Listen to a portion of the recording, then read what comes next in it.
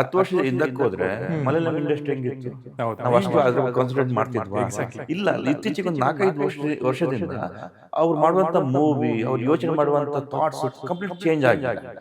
ಈಗ ಹಿಂಗಿದ್ರು ಕೂಡ ಖಂಡಿತವಾಗಿ ಮತ್ತೆ ನಾವು ಎದ್ದು ಬರ್ತೀವಿ. ಕನ್ನಡ ಇಂಡಸ್ಟ್ರಿ ಬಂದೇ ಬರುತ್ತೆ. ನಾವಲ್ಲೊಂದು ಇನ್ನೂ ತುಂಬಾ ಒಳ್ಳೊಳ್ಳೆ ಮೂವೀಸ್ ಬಂದೇ ಬರುತ್ತೆ. ಆ ಹೋಪ್ ನಾವು ಇರ್ಲೇಬೇಕಾಗತ್ತೆ. ಪ್ರಾಬ್ಲಮ್ ಹೆಲ್ಪ್ ಮಾಡಿ ಅಂತ ಹೇಳಿದ್ರೆ ನಿಮ್ಗೆ ಯಾರು ಹೇಳಿದ್ರು ಸಿನಿಮಾ ಮಾಡಕ್ಕೆ ಅಂತ ಕೇಳ್ತಾರೆ ಅಷ್ಟೇ. ಏನ್ ಮಾಡಿದೆ, ಹೋಗ್ಬಿಟ್ಟು ಕಾಲ್ ಪಟ್ ಅಂತ ಹಿಡಿದೆ. ಕಟ್ ಯಾರು ಹೇಳ್ಬೇಕೀಗ? ಡೈರೆಕ್ಟರ್ ತಾನೆ. ಈಗ ಸಕ್ ಸಕ್ ಸಕ್ ಸಕ್ ಸಕ್ ಅಂತೆ. ನಂಗೆ ಫಸ್ಟ್ ಟೈಮ್ ನನ್ ಮೇಲೆ ನಂಗೆ ಅಸಹ್ಯ ಫೀಲ್ ಆಗಿದ್ದು. ಇವಳದಲ್ಲ ಎನರ್ಜಿ ಬೆಳಗ್ಗೆನೆ ಫಿನಿಶ್ ಮಾಡ್ಬಿಟ್ಟು ಸೆಟ್ ಬಂದ್ ಮಳಗೋ ಅಲ್ಲೇ ಬಂಡೆ ಮೇಲೆ, ಆ ನೆಲದ ಮೇಲೆ ಎಲ್ಲ, ಅಂದ್ರೆ ಅಲ್ಲಿ ಮರ ಸಿಕ್ತದೆ ಮರಕ್ಕೆ. ಯಾಕಂದ್ರೆ ಎನರ್ಜಿ ಬೆಳಗ್ಗೆನೆ ಖಾಲಿ ಆಗಿರುತ್ತಲ್ವಾ, ಮಾತಾಡಿ ಮಾತಾಡಿ ಮಾತಾಡಿ. ಫಸ್ಟ್ ನೀನಾಸಂ ಮುಗಿಸಿ ಆಮೇಲೆ NST ಮುಗಿಸಿದಿರಾ ಅಂಡ್ ಕಲಾಭ್ಯಾಸ ಎಷ್ಟೊಂದೆಲ್ಲ ಮಾಡ್ಕೊಂಡು ಆನಂತರ ಇಂಡಸ್ಟ್ರಿಗೆ ಪ್ರಿಪೇರ್ ಆಗಿ ಬಂದವರು. ಕೇಳಿ ರೆಟ್ರೋ ಲುಕ್ ಅಲ್ಲಿ ನಾನು ಅದರಲ್ಲಿ ಕಾಣಿಸ್ಕೊತಿದ್ದೀನಿ. ಸುಮಾರು ಕಾನ್ಸೆಪ್ಟ್ ಕೊಟ್ಟಿದ್ರು. ತುಂಬಾ ಚೆನ್ನಾಗಿದೆ. ತುಂಬಾ ಒಳ್ಳೆ ರೋಲ್ ಕೂಡ. ತುಂಬಾ ದಿಗ್ಗಜರು ಅದರಲ್ಲಿ ಇದ್ದಾರೆ. ಧ್ರುವ ಸರ್ ಆಗಿರ್ಬೋದು, ಸಂಜಯ್ ದತ್ ಅವರಾಗಿರ್ಬೋದು, ಶಿಲ್ಪಾ ಶೆಟ್ಟಿ ಅವರು, ರಮೇಶ್ ಅರವಿಂದ್ ಸರ್ ಆಗಿರ್ಬೋದು, ರವಿಚಂದ್ರನ್ ಸರ್ ಆಗಿರ್ಬೋದು, ಸುಚೇಂದ್ರ ಪ್ರಸಾದ್ ಅವರಾಗಿರ್ಬೋದು, ರವಿಶಂಕರ್, ತುಂಬಾ ಜನ ಆರ್ಟಿಸ್ಟ್ ಇದ್ದಾರೆ. ಇವರೆಲ್ಲರ ಕಾಂಬಿನೇಷನ್ ಇದ್ದಾನೆ. ಅಷ್ಟು ಮೂವಿ ಮಾಡಿದ್ದೀನಿ. ರೇಪ್ ಸೀನ್ ಇರ್ಬೋದು, ಯಾರನ್ನೇ ಎಳೆಯೋದು ಎಲ್ಲ ಮಾಡಿದ್ದೀನಿ. ಯಾರು ಈ ತರ ಮಾಡಿಲ್ಲ. ಫಸ್ಟ್ ಟೈಮ್ ಅನ್ಸ್ಬಿಡ್ತು ನಾ ಎಂತ ಕೆಟ್ಟ ಕೆಲಸ ಮಾಡಿದೆ ಅಂತ ಹೇಳ್ಬಿಟ್ಟು. ಹಾಯ್, ಎಲ್ರಿಗೂ ನಮಸ್ಕಾರ. ನಾನ್ ಮನು ಅಂಡ್ ವೆಲ್ಕಮ್ ಟು ಖಡಕ್ cinema.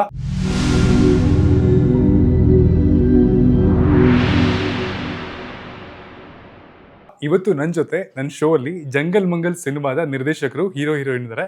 So welcome to the show. Thank you. ಎಲ್ಲರೂ ಹೇಗಿದ್ದೀರಾ? ನಾವೆಲ್ಲರೂ ಚೆನ್ನಾಗಿದ್ದೀವಿ. ಎಲ್ಲರೂ ನಗ್ತಾ ಇದೀವಿ ನೋಡಿ. ನಗು ಹಿಂದೆ ಇರೋ ರೀಸನ್ ನನಗೆ ಗೊತ್ತು. ಟ್ರೈಲರ್ಗೆ ಸಿಕ್ಕಾಬಿಟ್ಟೆ ಒಳ್ಳೆ ರೆಸ್ಪಾನ್ಸ್ ಬಂದಿದೆ. ನಿಜ. Starting with trailer, so overwhelming ಆಗಿ ಎಲ್ಲ ಕಡೆ ರೆಸ್ಪಾನ್ಸ್ ಬಂದಿದೆ. ನಿಮಗೆ ಸಿಕ್ಕಿರುವಂತಹ ಬೆಸ್ಟ್ ಕಾಂಪ್ಲಿಮೆಂಟ್ ಏನು? ಆ್ಯಕ್ಚುಲಿ ಇಂಡಸ್ಟ್ರಿಯಲ್ಲಿ ಇರುವಂಥ ಯಾರೆಲ್ಲ ಇದ್ದಾರೆ ಇಂಡಸ್ಟ್ರಿಯವರು, ಅವರೆಲ್ಲ ತುಂಬ ನೋಡಿಬಿಟ್ಟು ಕಾಲ್ ಮಾಡಿದ್ರು. ಒಂದು ದೊಡ್ಡ ಸಕ್ಸಸ್ ನಮಗೆ. ಅದಲ್ಲದೆ ನಮ್ಮದು ಸೌತ್ಕಿಂದ ತುಂಬ ಜನ ಕಾಲ್ ಮಾಡಿದ್ರು, ಅಂದರೆ ಕರಾವಳಿ ತುಳು ಇಂಡಸ್ಟ್ರಿ ಅವರು. ಅದಲ್ಲದೆ NRL ವಾಸವಿರುವಂಥ ತುಂಬ ಜನ ಅಲ್ಲಿಂದ ನಮ್ಮ ಸ್ನೇಹಿತರು ಕಾಲ್ ಮಾಡಿಬಿಟ್ಟು ತುಂಬ ಚೆನ್ನಾಗಿದೆ ಟ್ರೈಲರ್ ಅಂತ ಹೇಳ್ಬಿಟ್ಟು ಅಪ್ರಿಷಿಯೇಟ್ ಮಾಡಿದ್ರು. ಇದೆಲ್ಲ ಕೇಳಿದಾಗ ಎಲ್ಲರೂ ಒಂದು ಟ್ರೈಲರ್ ಇಷ್ಟ ಆಗಿದೆ ಅಲ್ವಾ ಅಂತ ಹೇಳ್ಬಿಟ್ಟು ಒಂದು ಖುಷಿ ಆಯ್ತು. ಯಾಕಂದರೆ ಇದೇ ಇನ್ವಿಟೇಷನ್ ಅಲ್ವಾ, ನಾವು ಕೊಟ್ಟ ಇನ್ವಿಟೇಷನ್ ಇಷ್ಟ ಆಯಿತು ಅಂತಂದರೆ ಎಲ್ಲ ತಲೆಯಲ್ಲಿ ಅದು ಇರುತ್ತೆ.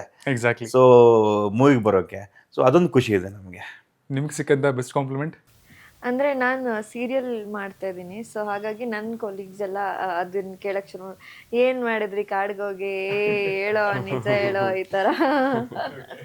ಸೊ ಆ ಥರ ಕಾಲೆಳಿಯೋದು ಅದೆಲ್ಲ ಒಂದಿಷ್ಟು ಇದು ಬರ್ತಿತ್ತು. ಬಟ್ ಅಂದರೆ ನನ್ನ ಕೆಲವು ಫ್ರೆಂಡ್ಸ್ಗೆಲ್ಲ ಶೇರ್ ಮಾಡಿದಾಗ ಅವರು ಈ ನಿಜ ಚೆನ್ನಾಗಿದೆ, ಅಂದರೆ ದಿಸ್ ಇಸ್ ನಾಟ್ ಎಕ್ಸ್ಪೆಕ್ಟೆಡ್ ಅನ್ನೋ ಥರ ಅವ್ರದ್ದು ಫೀಲಿಂಗ್ ಇತ್ತು. ಅಂದರೆ ನೀನೇನೋ ಸಿನಿಮಾ ಮಾಡ್ತಿದ್ಯಾ ಅಂತ ಗೊತ್ತಿತ್ತು, ಬಟ್ ಟ್ರೇಲರ್ ಎಲ್ಲ ಬಂದಾಗ ಅವ್ರಿಗೆ ಈ ಥರ ಇದೆಯಾ, ಈ ನಿಜ ತುಂಬ ಚೆನ್ನಾಗಿದೆ, ನಾನು ಕೇಳಲೇ ಇಲ್ಲ ಅವ್ರಿಗೆ ಚೆನ್ನಾಗಿದೆ. They are only giving the compliments. ಅದು ಖುಷಿ ಆಗ್ತಿದೆ. ನನಗೆ ಆ್ಯಕ್ಚುಲಿ ಸಿಕ್ಕಿರೋ ಬೆಸ್ಟ್ ಕಾಂಪ್ಲಿಮೆಂಟ್ ಅಂದರೆ ಒಂದಷ್ಟು ಜನ ಇಂಡಸ್ಟ್ರಿ ಫ್ರೆಂಡ್ಸ್ ಹೇಳಿದರು, ಈ ಥರ ಘಟನೆಯನ್ನು ನಾವು ಕೇಳ್ತಾನೆ ಇರ್ತೀವಿ ಮಚ್ಚ, ಯಾವತ್ತೂ ಇದನ್ನು ಸಿನಿಮಾ ಮಾಡ್ಬೋದು ಅಂತ ನಮ್ಗೆ ಯಾರಿಗೂ ತಲೆಗೆ ಹೋಗಿಲ್ಲ, ನೀನು ಅದನ್ನ ಇಟ್ಕೊಂಡಿದ್ಯಲ್ಲ ಅಂತ ಹೇಳಿದರು. ಸೊ ನನ್ನ ಪ್ರಕಾರ ಅದು ಬೆಸ್ಟ್ ಕಾಂಪ್ಲಿಮೆಂಟ್. ಇನ್ನೊಂದು ಮತ್ತೆ ಧನುಷ್ ಸರ್ ಟ್ರೈಲರ್ ನೋಡ್ಬಿಟ್ಟು ನಂಗೆ ಮೆಸೇಜ್ ಹಾಕಿದ್ರು, ಪೋಸ್ಟಾಗಿ ಕಳಿಸಿ ನಾನು ಶೇರ್ ಮಾಡ್ತೀನಿ ಅಂತ ಹೇಳ್ಬಿಟ್ಟು. ಅವ್ರು ಮಾಡಿದ್ರು. ನೀನಾಸಂ ಸದಿ ಸಾರ್ ಮಾಡಿದ್ರು. ಪಾಪ ಅವ್ರ ಪ್ರೆಸೆಂಟ್ ಅಲ್ಲಿ ಒಂದು ಮೂವಿ ಬರ್ತಿದೆ ಅದೇ ಡೇಟಿಗೆ. ಆಮೇಲೆ ವಿನಯ್ ರಾಜ್ಕುಮಾರ್ ಅವ್ರು ಮಾಡಿದ್ರು, ಡಾರ್ಲಿಂಗ್ ಕೃಷ್ಣ ಸರ್ ಮಾಡಿದ್ರು. ಇನ್ನು ಅನೇಕ ಜನ ಅವರಿಗೆ ಇಷ್ಟ ಆಗ್ಬಿಟ್ಟು ಅದನ್ನ ಶೇರ್ ಮಾಡಿದ್ರು. ಅದೊಂದು ತುಂಬಾ ಖುಷಿ ಆಯ್ತು. ಅಂಡ್ ಮುಖ್ಯವಾಗಿ ನನಗೆ ಅನಿಸ್ತು ಅಂದರೆ ಟ್ರೈಲರ್ ನೋಡಿದ ತಕ್ಷಣ ತುಂಬಾ ರಿಲೆವೆಂಟ್ ಆಗಿದೆ. ಅಂಡ್ ಜೊತೆಗೆ ನಮ್ಮ ರೂಟೆಡ್ನೆಸ್ಸು ಇದೆ ಅದರಲ್ಲಿ. ಅಂದರೆ ನಮ್ಮ ರೂಟೆಡ್ ಸಿನಿಮಾ ಅಂತ ಅನ್ಸುತ್ತೆ. ಬಿಕಾಸ್ ಸೌತ್ ಕೆನರಾ ಭಾಗದ ಆ ಜಾಗ ಆಗಿರ್ಬೋದು ಅಥವಾ ಜನಗಳ ಅಥೆಂಟಿಸಿಟಿ ಆಗಿರ್ಬೋದು ಎಲ್ಲವನ್ನ ಚೆನ್ನಾಗಿ ಕ್ಯಾಪ್ಚರ್ ಮಾಡಿದ್ದೀರಾ. ಅದು ಒಂದಾದರೆ ರೂಟೆಡ್ನೆಸ್ ಜೊತೆಗೆ ಆ ಕಂಟೆಂಟ್ ಕೂಡ ಇಟ್ ಸ್ಪೀಕ್ಸ್ ಲಾಟ್. ಅಂದರೆ ಇದು ತುಂಬ ರಿಲೆವೆಂಟ್ ಆಗಿದೆ. ಅಂದರೆ ಒಂದಲ್ಲ ಒಂದು ರೀತಿಯ ಕತೆಗಳನ್ನ ಇದನ್ನು ಕೇಳಿರ್ತೀವಿ, ಬಟ್ ಕಡಿಮೆ ಈ ಟೆಂಪ್ಲೇಟು ಸಿನಿಮಾ ಆಗಿ ಬಂದಿರೋದು. ಸೊ ಈ ಕತೆನ ಆರಿಸ್ಕೋಬೇಕು ಅಂತ ಅನ್ಸಿದ್ದು ಯಾಕೆ? ಅದೇ ಈ ಕತೆ ಪರ್ಟಿಕ್ಯುಲರ್ಲಿ ಈ ಕತೆನ ಆರಿಸ್ಕೋಬೇಕು ಅಂತ ಅನ್ಸಿದ್ದು ಯಾಕಂದ್ರೆ ನಾವು ಈ ಸಿನಿಮಾ ಮಾಡ್ಬೇಕಂತ ಹೊರಟಾಗ ನಾನು ಇವರು ಇನ್ನೊಬ್ಬ ಇದರಲ್ಲಿ ಪ್ರೊಡ್ಯೂಸರ್ ಪ್ಲಸ್ ಎಡಿಟರು ಮನುಷ್ಯ ಹೇಳ್ಗಾರ ಎಲ್ಲ ಒಂದು ರೂಮ್ಮೇಟ್ಸ್ ಆಗಿದ್ವಿ. ಅಂದ್ರೆ ಬ್ಯಾಂಗ್ಳೂರಲ್ಲಿ ತುಂಬಾ ಒಂದು 10 ವರ್ಷದಿಂದ ರೂಮ್ಮೇಟ್ಸ್. ಸೊ ಅವಾಗ ನಾವು ಒಂದಷ್ಟು ಜನ ಪ್ರೊಡ್ಯೂಸರ್ಸ್ಗೆಲ್ಲ ಅಪ್ರೋಚ್ ಆಗ್ತಿದ್ವಿ, ಹೀಗೆ ಸಿನಿಮಾ ಮಾಡ್ಬೇಕು ಅಂತ. ಸೊ ಯಾವುದು ವರ್ಕೌಟ್ ಆಗ್ತಿರ್ಲಿಲ್ಲ. ಸೊ ಆ ಟೈಮಲ್ಲಿ ನಾವೇ ಸೇರ್ಕೊಂಡು ಏನಾದರೂ ಮಾಡೋಣ, ನಮ್ಮ ಇದ್ರಲ್ಲಿ ಏನಾದ್ರು ಮಾಡೋಣ ಅಂದಾಗ ಒಂದಷ್ಟು ಕತೆಗಳನ್ನ ಡಿಸ್ಕಸ್ ಮಾಡೋಕ್ಕೆ ಶುರು ಮಾಡಿದ್ವಿ. ಅಂದರೆ ಅದು ಸಿಕ್ಕಾಪಟ್ಟೆ ಎಂಗೇಜಿಂಗ್ ಆಗಿರಬೇಕು, ಸ್ಟಿಲ್ ನಮ್ಮ ಹತ್ರ ಇರೋ ಸೋರ್ಸಲ್ಲಿ ನಾವು ಅದನ್ನು ಫಿನಿಶ್ ಮಾಡೋ ಥರ ಇರಬೇಕು. ಒಂದು ಒಳ್ಳೆ ಕಂಟೆಂಟ್ ರೆಡಿ ಆಗಬೇಕು ನಮ್ಮ ಹತ್ರ ಇರೋ ಸೋರ್ಸಲ್ಲಿ, ಪ್ಲಸ್ಸು ಅದು ಎಂಗೇಜಿಂಗ್ ಆಗೂ ಇರಬೇಕು. ಆ ಥರ ಡಿಸ್ಕಸ್ ಮಾಡೋಕ್ಕೆ ಸ್ಟಾರ್ಟ್ ಮಾಡಿದಾಗ ನಾವೆಲ್ಲರೂ ಕತೆಗಳನ್ನ ಡಿಸ್ಕಸ್ ಮಾಡಿದಾಗ ಈ ಕತೆ ಎಲ್ಲರಿಗೂ ಇಷ್ಟ ಆಯಿತು. ಸೊ ಈ ಕತೆನ ಇಟ್ಕೊಂಡು ಮುಂದೆ ಹೋಗೋಣ ಅಂತ ಡಿಸೈಡ್ ಮಾಡಿದ್ವಿ. ನೀವೆಲ್ಲ 10 ವರ್ಷದಿಂದ ರೂಮ್ಮೇಟ್ಸು. ಸೊ ಈ ಕತೆ ನೀವು ಫಸ್ಟ್ ಟೈಮ್ ಕೇಳಿದ್ ಯಾವಾಗ? ಅಂಡ್ ಕೇಳಿದ ತಕ್ಷಣ ನಿಮಗೆ ಅನ್ಸಿದ್ ಇನ್ಸ್ಟಿಂಕ್ಟ್, ಬಿಕಾಸ್ ಈಗ ಸಿನಿಮಾ ತೆರೆಗೆ ಬರ್ತೀನಿ 4ನೇ ತಾರೀಕು ಜನಗಳು ನೋಡ್ತಾರೆ, ಬಟ್ ಅದಕ್ಕಿಂತ ಮುಂಚೆ ಫಸ್ಟ್ ಆಡಿಯನ್ ನೀವು ಕತೆ ಕೇಳಿದ ತಕ್ಷಣ ಅನ್ಸಿರುತ್ತೆ. ನಿಮ್ಗೆ ಗೊತ್ತಲ್ಲ, ಎಲ್ಲ ಬ್ಯಾಚುಲರ್ಸ್ ಜೊತೆಗಿದ್ರೆ ಏನಾಗುತ್ತೆ, ಒಂದು 90 ಹೊಡ್ಕೊಂಡೇ ಕೇಳುತ್ತಾನೆ. 90 ಹೊಡೆದ್ಮೇಲೆ ಏನಾಗುತ್ತೆ, ಮೈಂಡ್ ಇನ್ನೂ ಏನೋ ಕಾನ್ಸಂಟ್ರೇಟ್ ಜಾಸ್ತಿ ಮಾಡುತ್ತೆ. ಆಗ ಪ್ರತಿಯೊಂದು ಚಿಕ್ಕ ಚಿಕ್ಕ ಪಿನ್ ಪಾಯಿಂಟ್ ಕೂಡ ಚೆನ್ನಾಗಿ ನೆನಪಲ್ಲಿ ಇರುತ್ತೆ. ಸೊ ಆ ಥರ ಅಂದರೆ ಅದಕ್ಕಿಂತ ಮುಂಚಿನ ಕೂಡ ಯಾವುದೇ ಮೂವಿ ನೋಡ್ಬೋದು, ಅಥವಾ ಜೊತೆಗೆ ಮೂವಿ ನೋಡ್ತಿದ್ವಿ, ಯಾವುದೇ ಮೂವಿ ನೋಡ್ಕೊಂಡು ಬಂದ್ರೆ ಇಲ್ಲಿ ಚರ್ಚೆಗೆ ನಡೀತಾ ಇತ್ತು, ಸ್ವಲ್ಪ ಹೊಡೆದ್ಬಿಟ್ಟೆ. ಸೊ ಆ ಥರ ಇದ್ದಿದ್ದು. ಈ ಸ್ಟೋರಿ ಕೇಳಿದಾಗ ನಾನು ತುಂಬ ನನಗೆ ಹೀರೋ ಆಗಿ ಬಂದಾಗ ನಾನು ಅದನ್ನು ನಿರಾಕರಿಸ್ತಿದ್ದೆ. ನಾನು ಮಾಡೋಕ್ಕೆ ಇಷ್ಟ ಇರಲಿಲ್ಲ ನನಗೆ. ಅಂದರೆ ನನಗೆ ಯಾವ್ದು ಒಪ್ಪುತ್ತೆ ಅದು ಮಾಡಿದ್ರೆ ನಾನು 100% ಕೊಡ್ಬೋದು ಅನ್ನೋ ಒಂದು ಇದರಿಂದ ಈ ಸ್ಟೋರಿ ಕೇಳಿದಾಗ ನನಗೆ ಇದು ಮಾಡ್ಬೇಕಂತ ಅನ್ನಿಸ್ತಿದೆ. ನಾವೆಲ್ಲ ಸೇರಿ ಮಾಡಬೇಕು ಅಂತ ಹೇಳ್ಬೇಕು. ನಮ್ಮ ಹತ್ರ ಸೋರ್ಸ್ ತುಂಬ ಕಮ್ಮಿ ಇತ್ತು. ನಮ್ಮ ಹತ್ರ ಕ್ರೇನ್ ಇರಲಿಲ್ಲ, ಟ್ರ್ಯಾಕ್ ಇರಲಿಲ್ಲ, ಮತ್ತೆ ಎಕ್ವಿಪ್ಮೆಂಟ್ ಸರಿಯಾಗಿ ಇರಲಿಲ್ಲ. ಆದರೂ ಕೂಡ ಒಂದು ಸ್ಟ್ರಾಂಗ್ ಆದಂಥ ಕ್ಯಾಮರಾಮ್ಯಾನ್ ಸಿಕ್ಕಿದ್ರು, ವಿಷ್ಣು ಪ್ರಸಾದ್ ಅಂತ ಹೇಳ್ಬಿಟ್ಟು. ಆ ನೇಚರ್ನ ಸರಿಯಾಗಿ ಸ್ಟಡಿಯಲ್ಲೇ ಮತ್ತು ಶೋಲ್ಡರ್ ಕ್ಯಾಮರಲ್ಲಿ ಮತ್ತು ಹೆಲಿಕ್ಯಾಮಲ್ಲಿ ಇಷ್ಟರಲ್ಲಿ ನಾವು ಅದನ್ನು ಮುಗಿಸಿದ್ದು. ಅಂದರೆ ನಮ್ಮ ಡೈರೆಕ್ಟ್ರಿಗೆ ಏನಂದರೆ ನಮ್ಮ ಹತ್ರ ಏನು ಸೋರ್ಸ್ ಇದೆ, ಈ ಸೋರ್ಸಲ್ಲಿ ನಾನು ಈ ಮೂವಿನ ಎಷ್ಟು ಚೆನ್ನಾಗಿ ಮಾಡ್ಬೋದು ಅನ್ನೋದಕ್ಕೆ ತುಂಬ ಕ್ಲಾರಿಟಿ ಇತ್ತು ಅವ್ರಿಗೆ. ಸೊ ಆ ಥರ ಅದನ್ನು ಅವರು ಡಿಸೈನ್ ಮಾಡಿದ್ರು. ಈ ನಾನು ಹೇಳ್ತೀನಿ ಅಂದರೆ ಈ ಮೂವಿಯಲ್ಲಿ ಕಥೆನೇ ಹೀರೋ, ಸೆಕೆಂಡ್ ಹೀರೋ ಡೈರೆಕ್ಟ್ರು. ಯಾಕಂದರೆ ಅದೆರಡು ಸ್ಟ್ರಾಂಗ್ ಇದ್ದಿದ್ದಕ್ಕೆ ಇವತ್ತು ನಾವು ಇಲ್ಲಿ ಕೂತ್ ಮಾತಾಡ್ತಿದ್ದೀವಿ, ಖುಷಿಯಿಂದ ಕೂತ್ ಮಾತಾಡ್ತಿದ್ದೀವಿ. ಇವತ್ತು ಯಾರ್ಯಾರು ಟ್ರೈಲರ್ ನೋಡಿದ್ರೆ ಅವರೆಲ್ಲರೂ ಮಾತಾಡ್ತಿದ್ದಾರೆ. ಅದಕ್ಕೆಲ್ಲ ಅವ್ರ ಕ್ರೆಡಿಟ್ ಅವರಿಗೆ ಸಲ್ಲಬೇಕು. ಅದು ಸೊ ಗರಿಲ್ಲಾ ಕೈಂಡ್ ಆಫ್ ಮೇಕಿಂಗ್ ಅಲ್ಲೇ ಮಾಡಿರೋದು. ಬಟ್ ಟ್ರೈಲರ್ ನೋಡ್ಬೇಕಾದ್ರೆ ಎಲ್ಲೂ ಆಗ ಅನ್ಸಲ್ಲ, ಎಲ್ಲ ಎಕ್ವಿಪ್ಮೆಂಟ್ಸ್ಗಳನ್ನು ತುಂಬಾ ಚೆನ್ನಾಗಿ ಯೂಸ್ ಮಾಡಿದ್ದಾರೆ ಅಂತ ಅನ್ಸುತ್ತೆ. ಇಲ್ಲ, ಆ ಥರ ಏನಿರಲಿಲ್ಲ. ಅಂದರೆ ನಾವು ಫಸ್ಟ್ಗೆ ಅಂದರೆ ಅವ್ರು ಏನು ಹೇಳ್ತಿದ್ದಾರೆ ಅಂದರೆ, ಒಂದೀಗ ದೊಡ್ಡ ಸೆಟ್ಟಲ್ಲಿ ನಾವು ವರ್ಕ್ ಮಾಡುವಾಗ ಅಗತ್ಯ ಇಲ್ಲ ಅಂದರೂ ಬೇಡದಿರೋ ಎಲ್ಲಾನು ಅವೈಲೇಬಲ್ ಇರುತ್ತೆ. ಅಂದರೆ ಎವ್ರಿ ಡೇ ಎಲ್ಲಾನು ಅವೈಲೇಬಲ್ ಇರುತ್ತೆ, ಅವ್ರಿಗೆ ಬೇಕಾದಾಗ ಅವ್ರು ಯೂಸ್ ಮಾಡ್ತಾರೆ. ಬಟ್ ಅವ್ರು ಹೇಳಿದ ಮೀನಿಂಗ್ ಏನಂದ್ರೆ, ಆ್ಯಕ್ಚುಲಿ ನಾವೇನು ಮಾಡಿದ್ವಿ, ನಮಗೆ ಯಾವಾಗ ಇಷ್ಟೇ ಟೈಮ್ಗೆ ಈ ಎಕ್ವಿಪ್ಮೆಂಟ್ ಬೇಕು. ಸೊ ನಮಗೆ ಅಂದರೆ ಡೈಲಿ ಎಲ್ಲಾನು ಇಟ್ಕೊಂಡು ಮಾಡುವಷ್ಟು ಶಕ್ತಿ ಇರಲಿಲ್ಲ. ಅದಕ್ಕೆ ಯಾವಾಗ ಬೇಕೋ ಅದನ್ನು ಪ್ರಿಸೈಸ್ ಆಗಿ ಪ್ಲ್ಯಾನ್ ಮಾಡಿ ಅವತ್ತೇ ಅದನ್ನು ತರಿಸಿ ಅವತ್ತೇ ಶೂಟ್ ಮಾಡಿ ಕಳಿಸೋದು. ಈವನ್ ಆರ್ಟಿಸ್ಟು ಅಷ್ಟೇ, ಆರ್ಟಿಸ್ಟ್ನು ಅವ್ರದ್ದು ಡೇಟ್ನು ಪಕ್ಕಾ ಪ್ಲ್ಯಾನ್ ಮಾಡಿ. ಸೊ ಆ ಪ್ಲ್ಯಾನಿಂಗ್ ಬಗ್ಗೆ ಅವ್ರು ಹೇಳಿದ್ದು, ಅಂದರೆ ಪ್ಲ್ಯಾನಿಂಗ್ ಅಷ್ಟು ನೀಟಾಗಿದೆ. ಸೊ ಅದಕ್ಕೆ ಈಗ ಲೋ ಬಜೆಟ್ ಅಂದಾಕ್ಷಣ ಜನ, ಈಗ ನೀವು ಕ್ವಾಲಿಟಿ ಕೊಟ್ಟಿಲ್ಲ ಅಂದರೆ ಜನ ನೋಡಲ್ಲ. ನಾವು ಲೋ ಬಜೆಟಲ್ಲಿ ಸಿನಿಮಾ ಮಾಡಿದ್ದೀವಿ, ಹೆಲ್ಪ್ ಮಾಡಿ ಅಂತ ಹೇಳಿದರೆ ನಿಮ್ಗೆ ಯಾರು ಹೇಳಿದ್ರು ಸಿನಿಮಾ ಮಾಡೋಕ್ಕೆ ಅಂತ ಕೇಳ್ತಾರೆ ಅಷ್ಟೇ. ಸೊ ಅದೇ ಕ್ವಾಲಿಟಿ ಕಾಂಪ್ರಮೈಸ್ ಆಗಬಾರ್ದು. ಎಟ್ ದ ಸೇಮ್ ಟೈಮ್ ನಾವು ಹಾಗಂತ ತುಂಬಾ ಬಜೆಟ್ಗೆ ವೆಯ್ಟ್ ಮಾಡ್ಕೊಂಡು ಕೂತ್ರೆ ನಾವು ಎಷ್ಟು ವರ್ಷ ಅಂತ ವೆಯ್ಟ್ ಮಾಡೋಣ? ಅಂದ್ರೆ ನಮ್ಮನ್ನ ಏನಾದ್ರೂ ಮಾಡ್ಲೇಬೇಕು ಇಂಡಸ್ಟ್ರಿ ಗುರುತಿಸ್ಬೇಕಾದ್ರೆ. ಸೊ ಇದನ್ನೆರಡನ್ನ ಇಟ್ಕೊಂಡು ಒಂದು ಮಾಡಿರೋ ಬೆಸ್ಟ್ ಪ್ಲಾನಿಂಗ್ಗೆ ಈಗ ವರ್ಕೌಟ್ ಆಗಿದೆ. ಸೊ ಸೀರಿಯಲ್ ಇಂದ ಸಿನಿಮಾ ಟ್ರಾನ್ಸಿಷನ್ನು, ಸಿನಿಮಾದಲ್ಲಿ ಆಕ್ಟ್ ಮಾಡಿದ್ರೆ ಸೀರಿಯಲಲ್ಲೂ ಮಾಡ್ತಿದ್ದೀರಾ. ಫಸ್ಟ್ ಟೈಮ್ ನಿಮ್ಗೆ ಕತೆ ಅಪ್ರೋಚ್ ಆದಾಗ ನಿಮ್ಗೆ ಹೆಂಗಂತ ಅನಿಸ್ತು? ಅಂಡ್ ಟ್ರೈಲರ್ ನೋಡಿದ ತಕ್ಷಣ ಅಂದರೆ ಒಂದು ಥ್ರಿಲ್ಲಿಂಗ್ ಎಲಿಮೆಂಟು ಕಾಣುತ್ತೆ ಟ್ರೈಲರ್ನ ಕೊನೆಯಲ್ಲಿ. ನಿಮ್ಮ ಕ್ಯಾರೆಕ್ಟರ್ ಗ್ರಾಫಲ್ಲಿ ಒಂದು ವೇರಿಯೇಷನ್ ಕೂಡ ಇದೆ. So how happy are you with this role? ಇಲ್ಲ, ತುಂಬ ಖುಷಿ ಆಯಿತು. ಅಂದರೆ ಸೀರಿಯಲ್ ನಾನು ಈಗ ರೀಸೆಂಟಾಗಿ ಮಾಡ್ತಿರೋದು, ಸಿನಿಮಾ ಆದಮೇಲೆ ಸೀರಿಯಲ್ ಇದು ಮಾಡ್ತಿದ್ದು. ಅದೇ ನಾನು ಒಂದು ಚೂಡಿದಾರಲ್ಲಿ ಫೋಟೋ ಹಾಕಿದ್ದೆ. ಸೊ ಅದು ಈ ಮನು ಶೇಡ್ಗರ್ ಏನಿದ್ದಾರೆ ನಮ್ಮ ಸಂಕಲನಕಾರರು, ಅವರು ಇನ್ಸ್ಟಾಗ್ರಾಮ್ ಅವರು ಚೆಕ್ ಮಾಡಿ ಅವರು ಈ ಥರ ಒಂದು ಅಪ್ರೋಚ್ ಮಾಡಿದ್ರು. ನಾನು ಏನೋ ಒಂದು ಅಂದ್ಕೊಂಡು ಹೋದೆ. ಬಟ್ ಆಡಿಷನ್ ಕೊಟ್ಟಮೇಲೆ ಅವರ ಪೂರ ಕತೆ ಹೇಳಿದ್ಮೇಲೆ ತುಂಬ ಚೆನ್ನಾಗಿ, ಅಂದರೆ ಸ್ವಲ್ಪ ಕನೆಕ್ಟೆಡ್ ಅನಿಸ್ತು ನನಗೆ ಎಲ್ಲೋ ಒಂದು ಕಡೆ. ಅಂದರೆ ಅವಳು ಕೂಡ ಮೊದಲನೇ ಮಗಳು, ಜವಾಬ್ದಾರಿ ಇರುವಂಥ ಒಂದು, ಅಂದರೆ ಫಸ್ಟ್ ಡಾಟರ್ಗೆ ಯಾವಾಗಲೂ ಒಂದು ಸ್ವಲ್ಪ ರೆಸ್ಪಾನ್ಸಿಬಿಲಿಟೀಸ್ ಜಾಸ್ತಿ ಇರುತ್ತೆ. ಸೊ ಆ ಥರದ ಒಂದು ಪಾತ್ರ. ಆ್ಯಂಡ್ ಹಿಂಗೆ ಪ್ರವೀಣನ ಜೊತೆ ಹೋಗ್ಬಿಟ್ಟೇನೋ ಸಿಗಾಕೋತಾಳೆ, ಹೆಂಗೆ ಇದಾಗುತ್ತೆ ಈ ಥರದ್ದೆಲ್ಲ. ಅಂದರೆ ವೇರಿಯೇಷನ್ಸ್ ಇದ್ದಿದ್ದರಿಂದ ನನಗೂ ಕಲಿಯೋದಕ್ಕೂ ತುಂಬ ಚೆನ್ನಾಗಿ ಅನುಕೂಲ ಆಯಿತು.